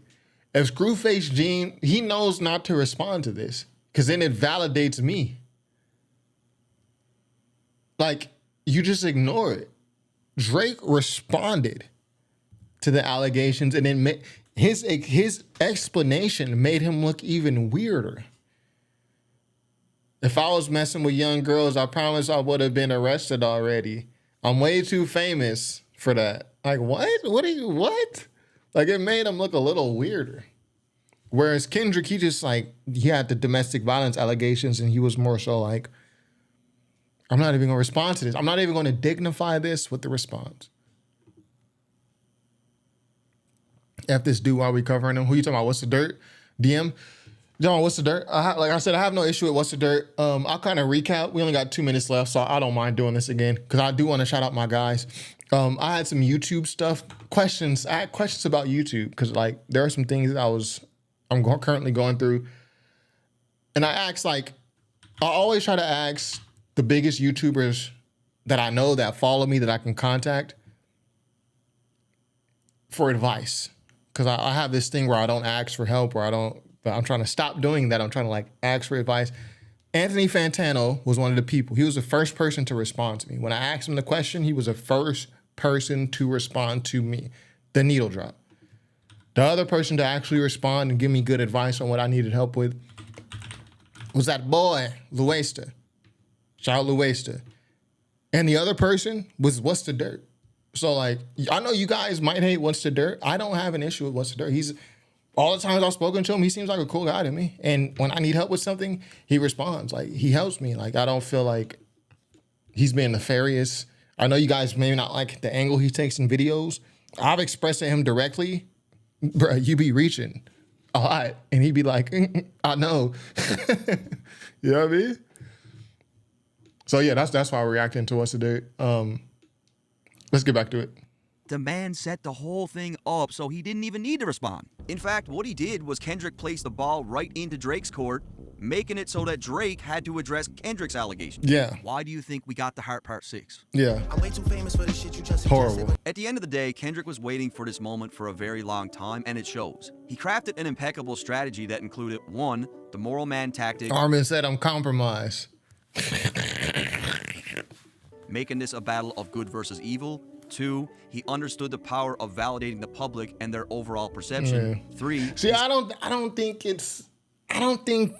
K-Dot was this nefarious with it. I'm gonna let it go. I'm gonna let him cook. I'm gonna let him cook. And had a clear understanding of what worked. 4, he planned out the timing of his record so that nobody on earth could have predicted it. 5, he weaponized the culture against Drake, painting him as a vulture in the process. 6, he beat Drake at his own game with a smash hit. And 7, he had a bunch of other noteworthy things that he utilized as well. So when it comes to how Kendrick strangled a GOAT, this is essentially how he did it. This the black Noah, I just sprinkled me This a was goat. the basis of how he defeated Drake. And I got a video coming, don't forget, Victory Lap by Kendrick. We're gonna go through all the things that he did after the beef in great detail. That's that boy. What's the Dirt? Go subscribe to the guy's channel. I'm sorry, subscribe. Give him a like. I need to give him a like. I didn't give him a like. It was a good video. I really liked, I think What's the Dirt's best video is right here. 100% full story of Drake versus J. Cole. I think that's his best video. But yeah, that was the video. Shout out to all my lurkers. You still in here? You don't got to post in the chat. I'm not trying to pressure you to post in the chat. Hit like, hit subscribe, and we all good. But y'all, I want to tell y'all exactly why Drake lost, right? The main reason Drake lost is because Kendrick dropped better songs, period. That's literally the most simplified version. Kendrick's songs were better. That's reason number 1. Number 2, Drake revealed his plans before the battle even started. Oh, I wouldn't say before the battle started. He revealed them early. On push-ups, he revealed that I have a nuke, and the way he's acting, like all anxious and itchy, like he just wants to, I need to get this diss record off. Kendrick, come outside, drop, come outside. So now Kendrick is looking at him like, dude, he has a record that he's really anxious about. Let me go find out what that is. All right, so when he drops the Family Matters, Kendrick was able, this is literally the moment Drake lost the battle. He drops Family Matters, Kendrick drops Meets the Gram, Kendrick drops Not Like Us. It's all because Drake was like itching like to drop his nuke. He revealed that he had a nuke way too early. And I'm gonna get to the chat. I'm gonna get to the chat too. And the third reason Drake lost is because he created a pace that he couldn't keep up with. Early in the battle, it was, 6 days since Kendrick ain't responded. 12 days, 4 hours, and 36 seconds, and Kendrick hasn't responded. It was that the whole beef early on until Kendrick responded. Then Kendrick drops Euphoria.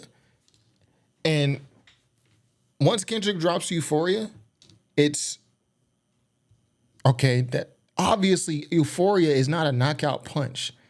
This is a very light, tame diss record.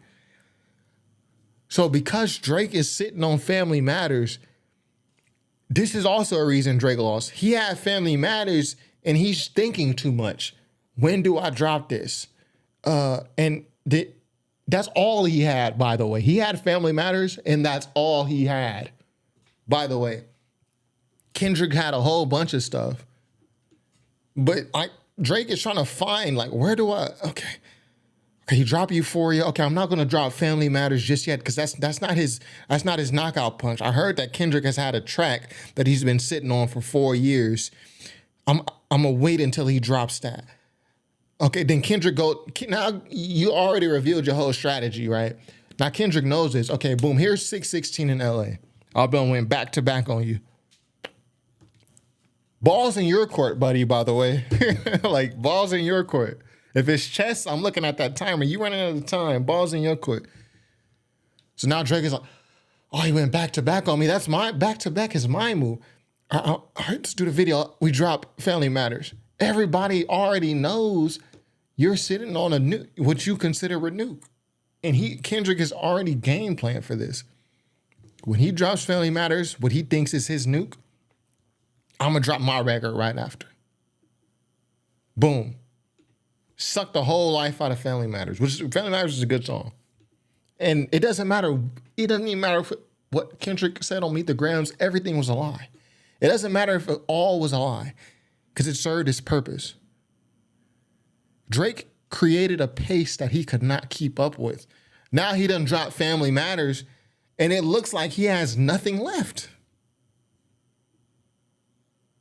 It looks like he has nothing left. Then Kendrick comes and drops Not Like Us. And this is really where the L was cemented. This is when the L was cemented in stone. Kendrick drops the Not Like Us. I done went back to back on you again. Drake feels like I have to respond quickly. This is what I'm saying. Drake created a pace early in the battle that he could not keep up with. That's why the Hard Part 6 sounds half-assed. That's why he sounds defeated. That's why it sounds like that. That's why that record sounds like that. It was some shit that he couldn't even wait on his ghostwriters. He's like, I need a record right now. Drake went and wrote the Hard Part 6 by himself. Facts. That's Drake's pen on the Hard Part 6. That's Drake's pen on Tailor Made Freestyle. He created a pace that he couldn't keep up with. Now that Kendrick done went back to back Euphoria 616, he drops his nuke. That's all he had. Buried Alive Freestyle, okay, whatever, he might have had that. He didn't drop it though. Then Kendrick go back to back on you again. Meet the Grams, Not Like Us. Now, instead of like it being like a battle back in the day, where you might have a month or so in between records, Drake feels like I got to respond to this in a couple days. Like, because the way I was trolling Kendrick, 12 hours and Kendrick can't drop yet. Like, I need to create something. Then he released a half-ass record. Kendrick was like, I'm not even responding to this, bro. Like, I'm not even responding to this. So that's why Drake lost the battle. Really, the Hard Part 6 should have came right after Meet the Grams. When Kendrick dropped Meet the Grams, that's when the Hard Part 6 should have came. Because Hard Part 6 is directly addressing what's mentioned in Meet the Grams. The Epstein this Epstein angle was unexpected. TikTok videos you collected, dissected. You know what I mean? Like he's directly addressing what was said in Meet the Grams. We finesse you into telling a story that doesn't even exist. The daughter that's 11 years old, I bet he takes it. That should have came right after Meet the Grams. But Drake is thinking too much. And while he's thinking, Kendrick is like, all right. He's thinking too much. And also, I don't even think I think Drake wrote the Hard Part 6 like after he heard Not Like Us. He's just like, I got to go drop something immediately. Drake didn't went from being on offense when he dropped the push-ups and Tailor Made, straight offense, bullying to a point, it felt like, to being completely on defense. Meet the Grams should have been followed up by the Hard Part 6. Instead of dropping a record after the Hard Part 6, Drake went on Instagram. Nobody's going to remember that 3-4 years from now. That when y'all probably don't even remember that right now. Like when Kendrick dropped Meet the Grams, that Drake went on Instagram and said on his Instagram story and said that he doesn't have a daughter. Y'all probably don't even remember that happened. He should have got on a record and said it in a record. Like, yeah, dummy, I finesse you into telling you that story, bro. Like that's a lie that you just told. You got to fact check stuff, man. You just got finesse. He should have said that on a record. He went on Instagram. Oh, let me sleep on it. Okay, this Drake thing. Okay, let me sleep on it. He dropped me to grams. Okay. All right, let me sleep on it. Let me see how I feel in the morning. Drake wakes up in the morning. Not like us just dropped. Call the fire department. The house is on fire. You know what I mean? Okay, let me get to this chat. There's one I wanted to read up here. Let me try to find it. Get y'all chats in. Be sure to like the video, subscribe. We're going to read the chats, then we out. I don't like to keep y'all here for too long. I've already had y'all here for an hour and a half. We're gonna read these chats and we're going to be up out of there. You know what I mean? Why did he even bring up Millie Bobby Brown? That's another thing Drake did early. Like on Taylor Made Freestyle, he just opened up all the attack vectors that you could have on him. Yeah, talk about him having relations with young girls. Talk about him being a snitch. Millie Bobby, like, why would you even say that when nobody even said that about you yet? Like, why would you even say that? We plotted for a week and we fed you to litigation. The family matter ain't the truth of the matter was enough for a response, yeah? The family matters and the truth of the matter. It was God's plan to show y'all. That's the only rebuttal Kendrick had to family matters. The family matters and the truth of the matter. That's it. Kendrick deserves all he earned the right way. This man's a true artist, and in my opinion, of the other guy, Mr. Drake, whom he thinks he's a god or something. DM says savior complex and height. Meanwhile, he speaks in both in his own songs. It's not enough. Let me see. Stillwater said I'm eating. I try to eat a little bit. I try to eat a little bit on this show. I try, do my thing a little bit on this show. Kendrick can't change his hype, but Drake can change his weird behaviors. I don't know what Drake does. I don't know this guy. I'm not into, personal attacks. You know what I mean? Luesta video on Jaguar Wright was good. Yeah, I need to watch that one. Make sure y'all go watch the What's Your Dirt joint. I'm going to keep it up on the screen so y'all could line it up. Unapologetically, Pandora said, no, you sounding goofy on this cultural conversation to even say that country is Gep Kate on race. Let me see. The English is a little broken, so I'm going to try to read this the best I can. No, you sounding goofy on this cultural conversation to even say that country is in gate kept on race. Goofy take. I would love to respond to you, but I don't know what you're trying to say. God bless. HUR said, these are things any battle rapper would do. Yeah, right. I'm deep in that chat. Yeah, he was. You was always downplaying Dot to be a contrarian. When did I downplay K-Dot? Kendrick is my favorite rapper. I've been listening to Kendrick probably longer than anybody in the chat. I remember when the Kendrick Lamar EP dropped. I remember when it dropped. I've probably been to more Kendrick shows. I didn't see Kendrick in Pomona at the Glass House. I done seen TDE at the Observatory in Santa Ana. I done seen Kendrick at the T-Mobile Arena in Vegas. I done seen Kendrick when he performed at my college in 2011. Like, I've seen Kendrick many times. Like, I don't know why I would downplay Dot to be a contrarian. I think the thing is I keep it, someone left a great comment. I wish I could pull it up right now, but I probably won't be able to find it. I'm going to keep it what I perceive to be real, even if it's my favorite artist. I don't care. If it's Kendrick, if it's Jay-Z, if I feel I need to say something that goes against the grain, I'm going to say it. And I just don't care what people have to say. And that's why some people hate my channel.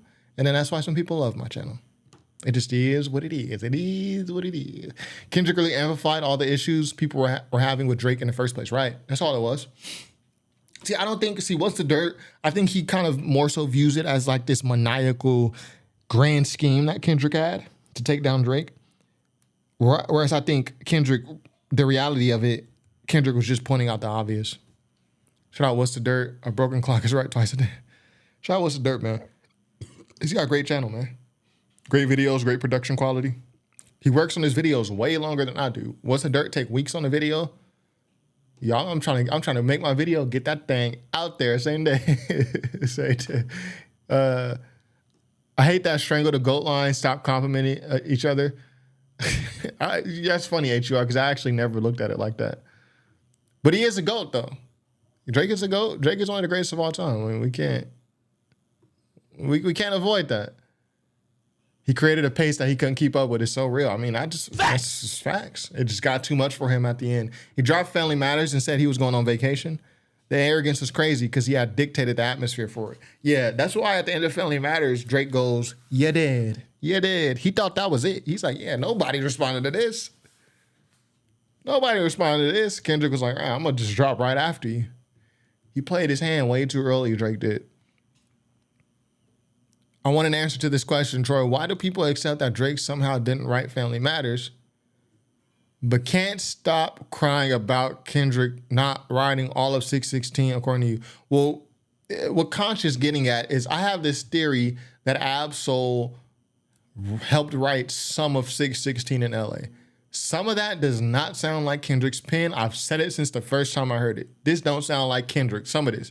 Circadian Rhythms, Michelangelo, Visions of Raphael. That's not Kendrick's pen. I hear somebody lying. That's Ab-Soul. I think somebody lying. Then at the pop-out show, what happened? When they performed 616 in LA. Ab-Soul came out, right? Why did Ab-Soul come out and sing that part of 616 in LA at the pop-out show? Why? I mean, why is that? I have no evidence, though. I am proud to admit I'm just speculating. I just go off what I hear. Like when I say, yo, Drake for sure wrote Hard Part 6 and he for sure wrote Tailor Made, I don't have proof of that. Maybe it was ghostwritten. I'm just going off ear. This sounds like Drake's pen. I've heard many Drake records. It sounds like his pen. Family Matters, Push-Ups, don't sound like his pen. Kendrick does not have any evidence that he's had ghostwriters, though. Drake does. So, I mean, that's the beginning and end of it. So Drake is always going to be in more question because it's been confirmed that there's reference tracks out there. Vori, Quentin Miller, there are reference tracks. Drake even said that it was good to get the pen going on Hard Part 6. Like it had been a long time. That's facts. He's like, yeah, it's refreshing to get out and write my own rhymes for one time. That's facts. He sent the ghostwriters on vacation after Family Matters, didn't have them for the Hard Part 6. Yeah, Drake really thought Family Matters was it. He's like, ghostwriters, y'all can go ahead, take vacation, get your little 2 weeks in. Then he had to write the Hard Part 6 by himself. He had to respond to Not Like Us by himself. The Hard Part 6 being the last song of the beef is hilarious. Y'all see the animation of Drake laying in the hospital, bed talking at the end? Yeah, with the BBL. It's crazy. The best diss was him naming his song The Hard Part 6 and it being trash. That was a diss in and of itself, says Queens Native. Well, the reason Drake named that song The Hard Part 6 is because Kendrick named his song 616 in LA, which is like how Drake names his time step records 8 p.m. in Charlotte, 4 p.m. in Dallas or whatever the heck. I don't really listen to Drake's music like that, so I don't know all of them. But yeah, I mean, that's probably why Drake felt like I'm going to call this the Hard Part 6. Some Drake fans still think he won because he released the last song. With that logic, Meek Mill won their beef. Yeah, talk about it. Facts. Drake was scrambling. I think he was knocked off his square when Meet the Grams dropped. Yeah. I think Drake was knocked off his square when Meet the Grams dropped because I think Drake revealed his hand on the very first song he dropped. And he was super anxious with the Tailor Made, like he's itching to get K-Dot to respond. So everyone knew he had a nuke, what he considered a nuke. I knew that. I knew that at the time. So I'm sure Kendrick knew it. So yeah, he was knocked off his square because Kendrick just did a simple counterpunch and he got dropped. Drake lost when he bought IDGAF from Yeet, Unforgivable. Literally bought a 2-year song just because you wanted a hit. Wouldn't even hop in the studio. See, I don't know nothing about that, but Elizabeth's spitting bars for y'all. She's spitting bars for y'all. I feel like Push-Ups is overrated, mediocre at best. People gossip way too much. Family Matters is Drake's only good diss track, but every Kendrick diss was better than any of Drake's. I liked Push-Ups. I liked the angle. The angle on Push-Ups was really good. Going at the relationship between Top and Kendrick, it seemed only to have strengthened their relationship, even if there was discord. But I think that was a smart angle. Like J. Cole's angle on 7 Minute Drill, I don't think that was a good angle. The whole, yo, your albums suck. This is basically what Cole was saying to Kendrick. Your albums are not that good. Well, they're a lot better than yours, J. Cole. That's what people say about you. People say your albums are good, and you're going to say that about Kendrick? Like, no one believes that, not even your own fans. Meet the Grams was the kill shot. Not Like Us was Kendrick saying, oh, that gurgling sound is annoying. I don't think Meet the Grams was the kill shot. But it changed the momentum completely. Not Like Us was for sure the kill shot. Kendrick showed Drake with that Black Power. Drake's Hard Part 6 was embarrassing. I can find value in the Hard Part 6, to be honest. Instead of being on some disdirect, you'd rather grab your pen and misdirect. My mom came over today and like it was I'm reciting it and it sounds weak. I know. I'm trying not to be too biased, but I'm reciting it, and even me reciting it sound weak. Sure, you ain't have no time. Not Like Us dropped the next morning. Yo, Drake was like, I'm gonna sleep on it. I'm gonna see how I'm gonna respond to this. I'm gonna sleep on it. He woke up and Not Like Us had been out for an hour already. Yeah. He was literally sniffing on the end of the Hard Part 6. Yeah, it's like he was crying. Oh, man. Drake was cooking on the Hard Part 6. He's too famous for that. Name one famous person that got away with PDF. You sound crazy right now, Conch. Name all the famous people who got away with it for so long. That's the better question. Name all the famous people who got away with it until they didn't. That's the better question. But that just shows Drake wasn't ready for the battle since he didn't have the Hard Part 6 ready, right? Like, if you actually fed Kendrick the fake information about the daughter, you should already be ready. You should already be ready for when he tries to expose that. If you actually fed him the information and you know he's going to use it, you should be ready for that. Timing of Not Like Us couldn't have been more perfect. Yeah, he dropped that early in the morning. Before the stream ends, remember Troy admitted to being 5'12". Consider that before subscribing. 5'12" is crazy. I'm 6 feet. 6 feet. People forget the leaked version of Push-Ups had more lines and Drake took them off on the official version. Yeah, did it have more lines? Because I reacted to the leaked version with the Get Money beat. Get Money. I don't think that had more lines. And I don't think that had more lines. T&D was not cooking at all in the Hard Part 6. Imperial Stats says Conch must already be blocked for me because this stuff ain't coming up. That's hilarious. We're going to scroll a bit down in the chat. Even if the battle went in Drake's favor, everything Kendrick said has a bit of evidence. And even though the evidence is not clear, it looks bad for image. Yeah, true. Still boycotting What's the Dirt. We'll spin a block when I'm ready. There's no need to boycott What's the Dirt. I mean, he didn't do anything. He didn't hurt anybody. I mean, the short jokes are redundant at this point and sound elementary. Sure, but if you're 6'2" and you're beefing with a dude who's 5'4", you gotta make at least one short joke. I ain't gonna lie to you. These bars go over Kenny head no matter what I say. I know you like to keep it short, so let me paraphrase. There's some good short jokes in there. How to keep big stepping with a size 7 men's on. Size 7 men's is crazy. Shout out to the Short Kings though. Kendrick was talking about Ack when he was saying chat in SZA song. Because Ack was talking about K-Dot getting raped. I don't know if he was talking about Ack. I can't say that for sure by saying chat. I know people who say chat when they talk. I know a girl who says chat. Like I talked to her and she'd be like, chat. Like, stop saying chat when you talking to me. Do I look like chat? It'll just be, come on, bro. Stop saying chat when you talk to me. People talk like that, though. Strange, right? I can't say it was an academics reference, though, personally.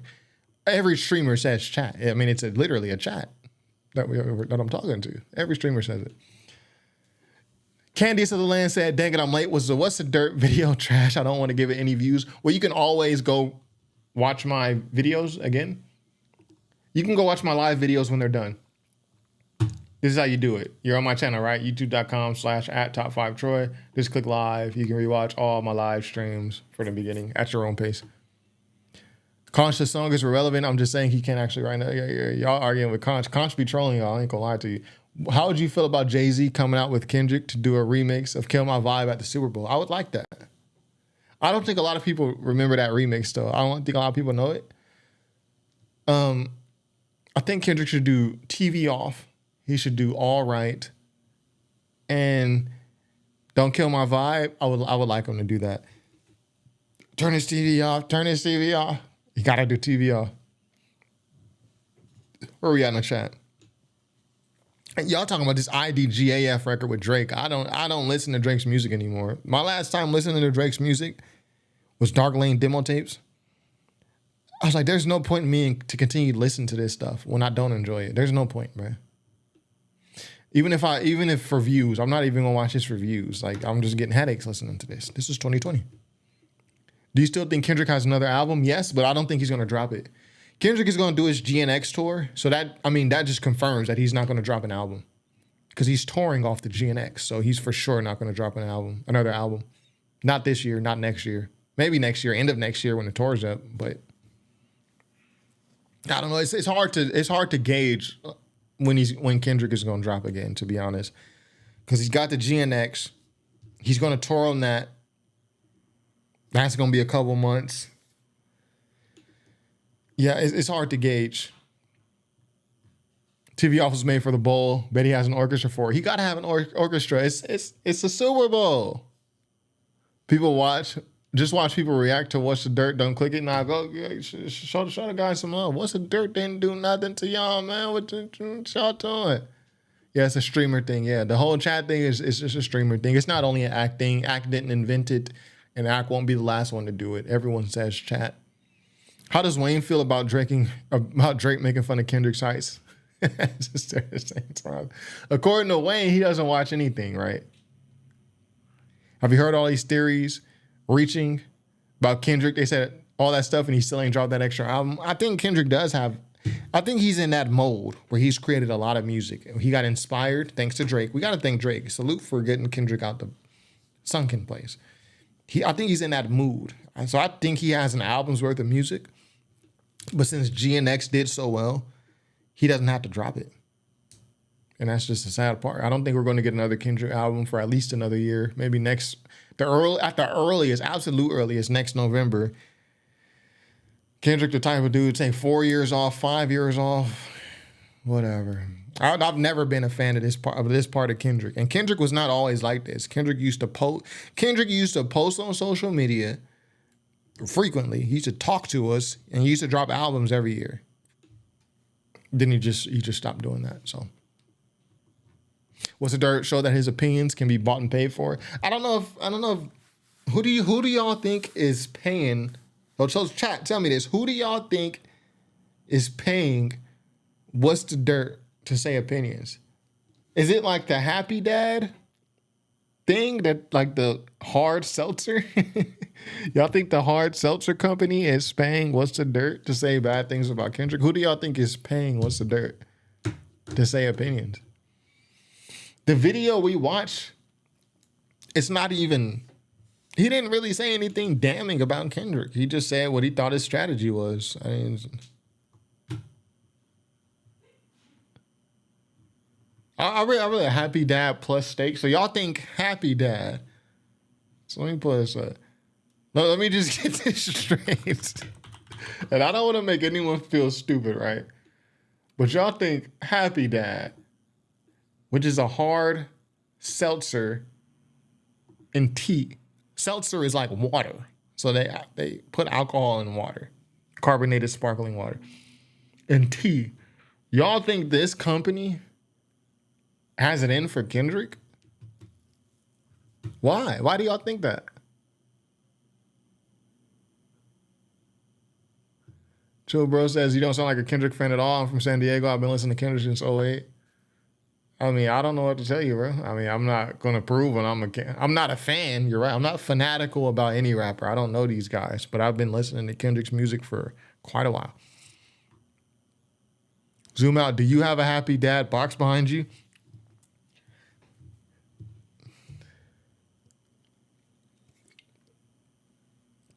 That's all I'll say about that. So if Happy Dad, you think if Happy Dad came for me with a sponsorship, man, I'm putting that hat on. What you mean? And I bet my opinions don't change. And I bet they don't. So why do y'all think Happy Dad has it out for Kendrick? Is it because you see academics with the Happy Dad sponsorship? Is that I'm just trying to get y'all logic. Before I'm out for tonight, I just want to get y'all logic behind this. Queen's Native says, who has stock in Happy Dad? I should be asking y'all that. I don't know if it's a public company. It's not public. Owner. Okay. Sam Shahidi. Happy Dad is an easy to drink hard seltzer with low carbonation. I like a lot of carbonation personally. Simple and refreshing flavors with no strange aftertaste. So why do y'all think that Happy Dad has it out for Kendrick? Here we go. The Nelk Boys have Drake and an investor. Oh, so who are the Nelk Boys?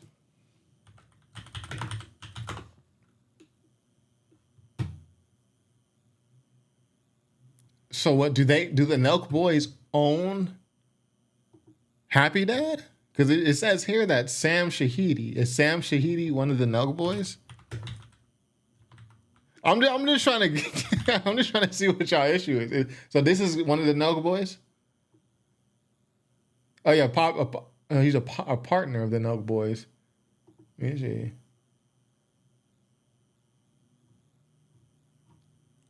I don't know. Let me just control F. Shahidi. Okay, so he's a member of the Nelk Boys. So y'all saying that the Nelk Boys are friends with Drake? Happy Dad is linked to Drake through the Nelk Boys. Nelk owns Happy Dad. He's a Canadian. Sam Shahidi. It says he's American. It says Sam Shahidi's American. Sam Shahidi and his older brother, John Shahidi, grew up in Southern California. I'm literally just, I can't wait to see the documentary 10 years from now. Drake finally petitioned to sue. And being on that, I can't speak on if Drake is a PDF. I really don't care about these guys' personal lives, to be honest. Not sure drinking Happy Dad. I wasn't drinking Happy Dad, honestly. Someone said, do I have a sponsorship? If I had a Happy Dad sponsorship, I will. And if I was drinking anything, I would probably be drinking Happy Dad. Yeah, Bruce said they don't have it out for Kendrick. They say it's a Canadian company. Happy Dad is a Canadian company? Let's go to the about. Happy Dad Seltzer was founded in June 2021 by Sam Shahidi, John Shahidi, and Kyle Forgard. Full Send Podcast. Okay, so I know Full Gas. It operates out of Orange County. Orange County is one. I don't know if y'all know California, Southern California. Dan Jr. says Happy Dad. A couple people have said Happy Dad is a Canadian company. Orange County is one county over from Los Angeles County. You got LA County, Orange County, San Bernardino County, Riverside County. Orange County is close to LA County. So where are y'all getting that Happy Dad is a Canadian company? And Sam Shahidi, in his bio, it says, Sam Shahidi was born to an Iranian Kurdish family in Los Angeles. He and his older brother, John Shahidi, grew up in Southern California. So where are you guys getting that it's a Canadian company? They're a Canadian brand. I see everybody saying that. Show me where it says that. I could just be reading something wrong. Who comes up with a name like that for a drink? I think it's a good name. I think it's a good name. I think they should make a brand. I think they should make a line for women, because I find that a lot of women, they like the hard seltzers. A lot of guys like myself, we just like beer, who actually drinks Happy Dad. I've never tried it. I've thought about trying it, but I don't drink seltzer. It's like literally what I just said. I drink like beer. You know what I mean? They are very right-wing. Okay, what does right-wing have to do with Kendrick and Drake? Does Drake vote Republican? Hey, what are we saying? What does them being right-wing have to do with them being into it or having it out for Kendrick? I just don't understand. You have to go down a rabbit hole. I don't know about Happy Dad. I'm kind of in the rabbit hole, but a lot of what y'all saying is being disproven. Y'all said it's a Canadian company. They operate out of Orange County, which is like very close to LA, Orange County. Y'all saying the founders are Nelk boys and they're Canadian, but it says their family is from LA and they grew up in SoCal. I'm trying to go down a rabbit hole. Sam is president. Look at owner. Okay, look at owner. My fault. See, I saw, okay, let's see. Happy Dad owner. The owners of Happy Dad Seltzer are Sam Shahidi, his brother, John Shahidi, co-founders, and Kyle Forgard.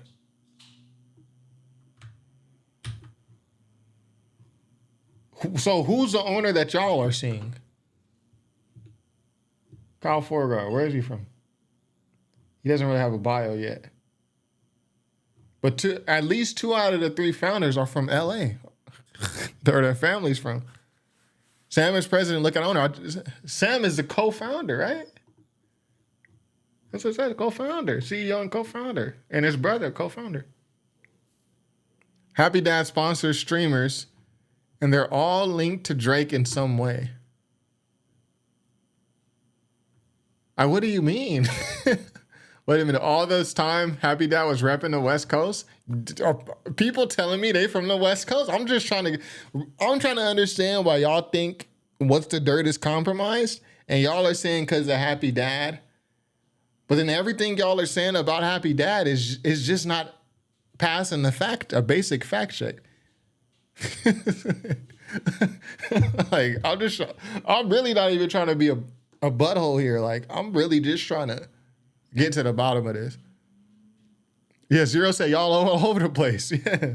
Stay focused. What's the Dirt tried the F out of Justin Hunt and has not redeemed himself, long story short. I mean, if that's how you feel, say that's how you feel. Don't come out and say it's because of Happy Dad. Dada turned into a Drake leper. That's the issue, the Happy Dad? That doesn't even make sense. What's the Dirt wasn't promoting Happy Dad until he dropped the Family Matters breakdown that was introduced in that Family Matters breakdown video. I mean, let's fact check. I'm taking what y'all. I'm really giving y'all a chance. So if this is the Family Matters video, let's go back one. Okay, yeah, he doesn't have the Happy Dad hat there, and he doesn't have it there. So you could be onto something. And let's go back one more. Up with the mob and I got ties. Okay. You're right. So maybe he got the Happy Dad sponsorship after the Family Matters video. I mean, that was a huge video. They just hate blindly. Yeah, I might have to agree with Contra right here. Maybe What's the Dirt didn't get the Happy Dad sponsorship until after Family Matters. I mean, but what y'all think Happy Dad made What's the Dirt drop the Family Matters? This explanation? Is that what I'm saying? You got to look at all of them who are connected. This rabbit hole goes deep and has a lot of tunnels. I mean, y'all keep telling me I got to look, and I'm looking, and it's not adding up. Like, y'all just keep saying you got to look. It's a rabbit hole. I'm looking, though. Happy Dad got Not Like Us #1 on their Spotify Wrapped. It doesn't matter. Logic doesn't matter to these conspiracy theorists, right? Very, very off topic. Does Troy play video games? And if so, what does he play? It'll be interesting to see him upload a gameplay video. Yeah, I'm playing Dragon Age Origins right now. I was playing Dragon Age Origins, then my Steam Deck, it just crapped the bed on itself. I had to send it for repairs. So my little 15-hour save file, it all got deleted. So I got to start over. But I'm playing Dragon Age Origins right now. And I'm playing Assassin's Creed Mirage. I'm going through all the Assassin's Creed. I've played all of them except Assassin's Creed 1. And then I just got to finish Assassin's Creed Mirage right now. So, the only one from Canada is Kyle Forgard, right? So, yeah, it shows how they're trying to add politics in the beef. Yeah, I'm still trying to get to the bottom of this Happy Dad stuff. I never say anything about Happy Dad, let's be clear. I disapprove his blatant disrespect to a respected contributor. I have no issue with beef. A lot of people didn't like this video I just dropped about Screwface Gene. I didn't really disrespect dude. I was just kind of being silly. I really don't care about that. Personally, I actually never commented on the What's the Dirt and the Justin Hunt thing because I fuck with both their channels, so it is what it is. Rock Martin confirmed that OVO affiliates reached out to him, asked him to switch it up for favors. I gotta see that. I gotta see that video. You think he's the only one they approach? I gotta see that video, then we'll have to fact check that. You gotta learn to fact check things and be less impatient. A quick Google search, and I found articles of the Nelk Boys hanging out with Drake. Okay. Has Drake been on Full Send? Oh, he hasn't. They described meeting Drake with Brad. So 3 years ago, they met Drake, apparently. If that's the case, that means in 616 in LA led to his Happy Dad sponsorship. Right. Yeah, so if that's what y'all saying, I'm glad you said that, Conch. If y'all are saying, yo, What's the Dirt didn't pop up with the Happy Dad sponsorship until Family Matters, that means that the Happy Dad gave him the sponsorship off the popularity of his 616 in LA explanation, which y'all loved. But I guess then y'all would say, well, the Happy Dad forced him to do the Drake Family Matters diss. I think that's what y'all are saying. Happy Dad forced What's the Dirt to make this video. If that's what y'all saying? What's the Dirt was flexing his OVO sweater days before his Family Matters breakdown? Yeah, he's from Canada. He's probably a Drake fan. Yeah, he probably has OVO sweater. I got Crenshaw sweaters. He's from Canada. I mean, he probably has some OVO sweaters. It's easy. Where's that? Almost lost the comment. Where it said, where did it say? It said it's easy. It's easy. Nug Boys own Happy Dad, and they often hang out with Drake. Okay, so this is what y'all are saying. Because the Nelk Boys own Happy Dad, the Nelk Boys, whose family is from LA. 2 out of the 3 owners have a base in LA, Orange County, LA. Because the Nelk Boys own Happy Dad, and they have hung out with Drake, they are sponsoring creators to create pro-Drake content. I'm not even trying to make it sound stupid. I just want to know if that's what y'all are saying. I specifically said that he crashed out on Twitter, was blatantly dismissive and disrespectful to someone who criticizes a review that was done in poor taste. I have no comment on the Justin Hunt What's the Dirt thing. I have no issue with What's the Dirt. I have no issue with Company Man. And it is what it is. The winter solstice got y'all discombobulated tonight. Is that what it is? It's the winter solstice? Yeah. Yeah, they said that screw vid was hilarious. Yeah, my screw face.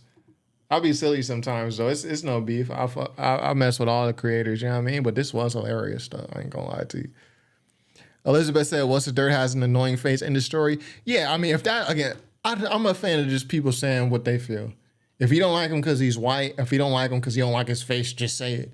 It saves you from having to come up with all these logical fallacies. Well, I don't like What's the Dirt because the Nelk Boys own Happy Dad and they're based out of Israel. No, they're based out of Orange County. Where's the Yeet discography bathtub stream that you promised us? Yo, the Yeet discography bathtub stream.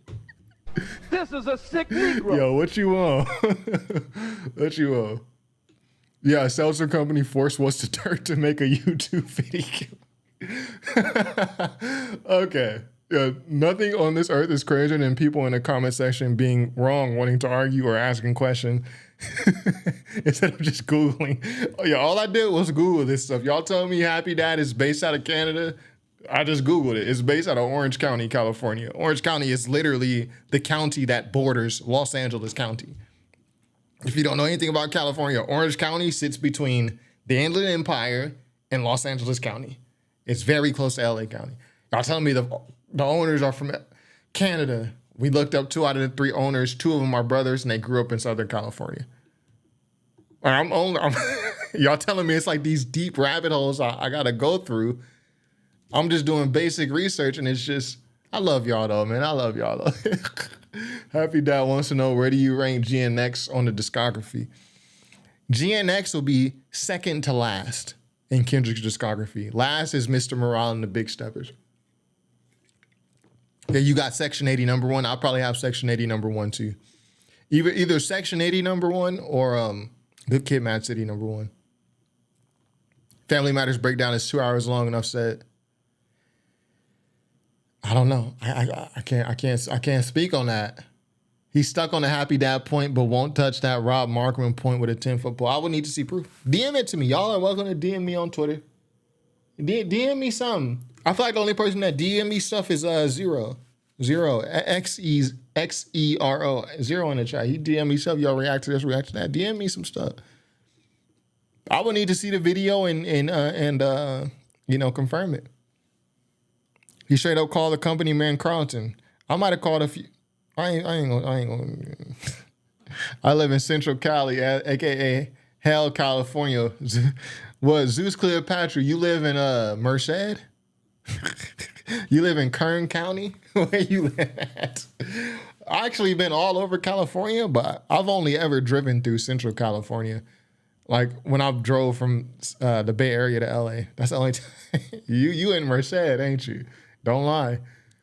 What's the Dirt will likely never do that Meet the Grands video. Happy Dad won't let him. I don't know. I mean, y'all are alleging this Happy Dad stuff. Y'all make me want to try they seltzer. If I pop out with a Happy Dad hat, I don't want to hear nothing. I'm just playing. His character is what I'm questioning more so than Happy Dad connections. I mean, that's fair. I mean, I don't see how you can question what are you questioning his character on though? I just don't know. I've been in Anaheim, OC since 1982. Shout out to Anaheim. If you live in Anaheim, Lord Racer, there's this super good Italian restaurant in Orange, which is like maybe 15 minutes from the Angel Stadium, like 10 minutes from Golden Road Brewery. It's called Francoli. Get the spaghetti bolognese. Fire. That man spilled his heart out to y'all and everyone just hates that one album. Yeah, it has no replayability. I'm sorry. But I mean, it's going to age. It's going to age well though, because like all the subject matter is relevant. It's always going to be relevant. But musically, I'm not messing with it. Oh, you wasn't referring to me. You was referring to the What's the Dirt. Oh yeah, I know what you was referring to. I was going to say something, but I just stopped myself. Yeah, Zeus Cleopatra, Kern County. Shout out to Kern County. Hey, it's easier to get your CCW in Kern County, at least though. So that's one thing it's good for. It's like almost impossible to get your CCW through the LA Sheriff's Department. Kern County, y'all can get y'all CCW, man. Y'all can rock around with that thing on you. Just YouTube it, Rob Markman, Drake's lawsuit. I'll take a look at it. What you know about Palmdale? I've only been like to Palmdale for football games and for my little brother's football games. I don't really know much about Palmdale, to be honest. I know what it is, though. I know like the 395 through Victorville is linked to like Palmdale, but I don't know much about like the city. I know LA, I know IE, I know High Desert. And I know the Bay Area, a little bit Bay Area. I know SF in Oakland. Anything else in Cali? I don't know. Y'all talking about Central California, Merced? I don't know. Y'all killing me with this Happy Dad-ish. That's what I'm saying. You see, they done stopped questioning me about the Happy Dad. You can't explain it. Y'all pulled up this Happy Dad about page, which is on their website. It is said they operate out of Orange County, and everyone just stopped with the whole, Happy Dad is based in Canada, and all that just stopped. It's based in Orange County, which is right near LA County. Orange County is like, let's say like Irvine. That's probably like, man, that's right there by LA. And you could drive to like Long Beach in like 20, 30 minutes from Anaheim. The way he posted those demeaning tweets and how he talked about the company man and counting the N-word. Okay, I feel you. I mean, if that's how you feel. We're getting to the end here. We're getting to the end. My favorite album is Mr. Morale and the Big Steppers. Guess I'm old, so I love it and can relate. That's fine. Right, Troy is a legend in California. I'm no legend. I'm a mere mortal man. I enjoy being, shout out to California. I love California. Southern California. Northern California. NorCal is like your bad cousin who come over your bad cousin, but they super fun, but you always get in trouble. That's what the Bay Area like. I mess with the Bay Area too. Usually LA folks don't know Cali spots. They're spoiled brats. Well, I live all throughout LA. I grew up in LA, but I didn't just grow up there. I lived many places in California. Kind of said what you know about the Bay. I lived in Oakland for a cool minute during grad school. I lived in Oakland during grad school. Yeet is from Irvine. I didn't know that. He's privileged. Irvine is Yeet is privileged if he's actually from Irvine. Irvine is probably like the safest place in California, one of the safest cities in America. Irvine is very nice. Be out there with the Asians at UC Irvine. You be out there at UCI with the Asians, out to the Asian community. You know what I mean? My grandma's from the Philippines. Shout out to Asians. The Bay's where it's at. We don't have Drake fans in the Bay. Yeah, the Bay is where it's at. I don't know all four corners. I know a little bit about Cali. But anyways, that was fun. We had a little we should do that more at the end when I finish my videos. We should just talk a little shit at the end. I like that. But that's all we got for today. I kept y'all here for 2.5 hours. Let me respect y'all time. New videos. I would like if y'all go watch this Screwface Gene video be like, because I just, it's 1.5 minutes and I made this because I know I have YouTube told me that a lot of my followers also follow Screwface Gene. So I was like, let me just do a video on Screwface Gene. It's no hard feelings. I'm just being silly. That was fun though. That was real fun. Be sure to subscribe if you have not already. Watch some new videos. And this is Top 5 rapwebsite.com. Peace.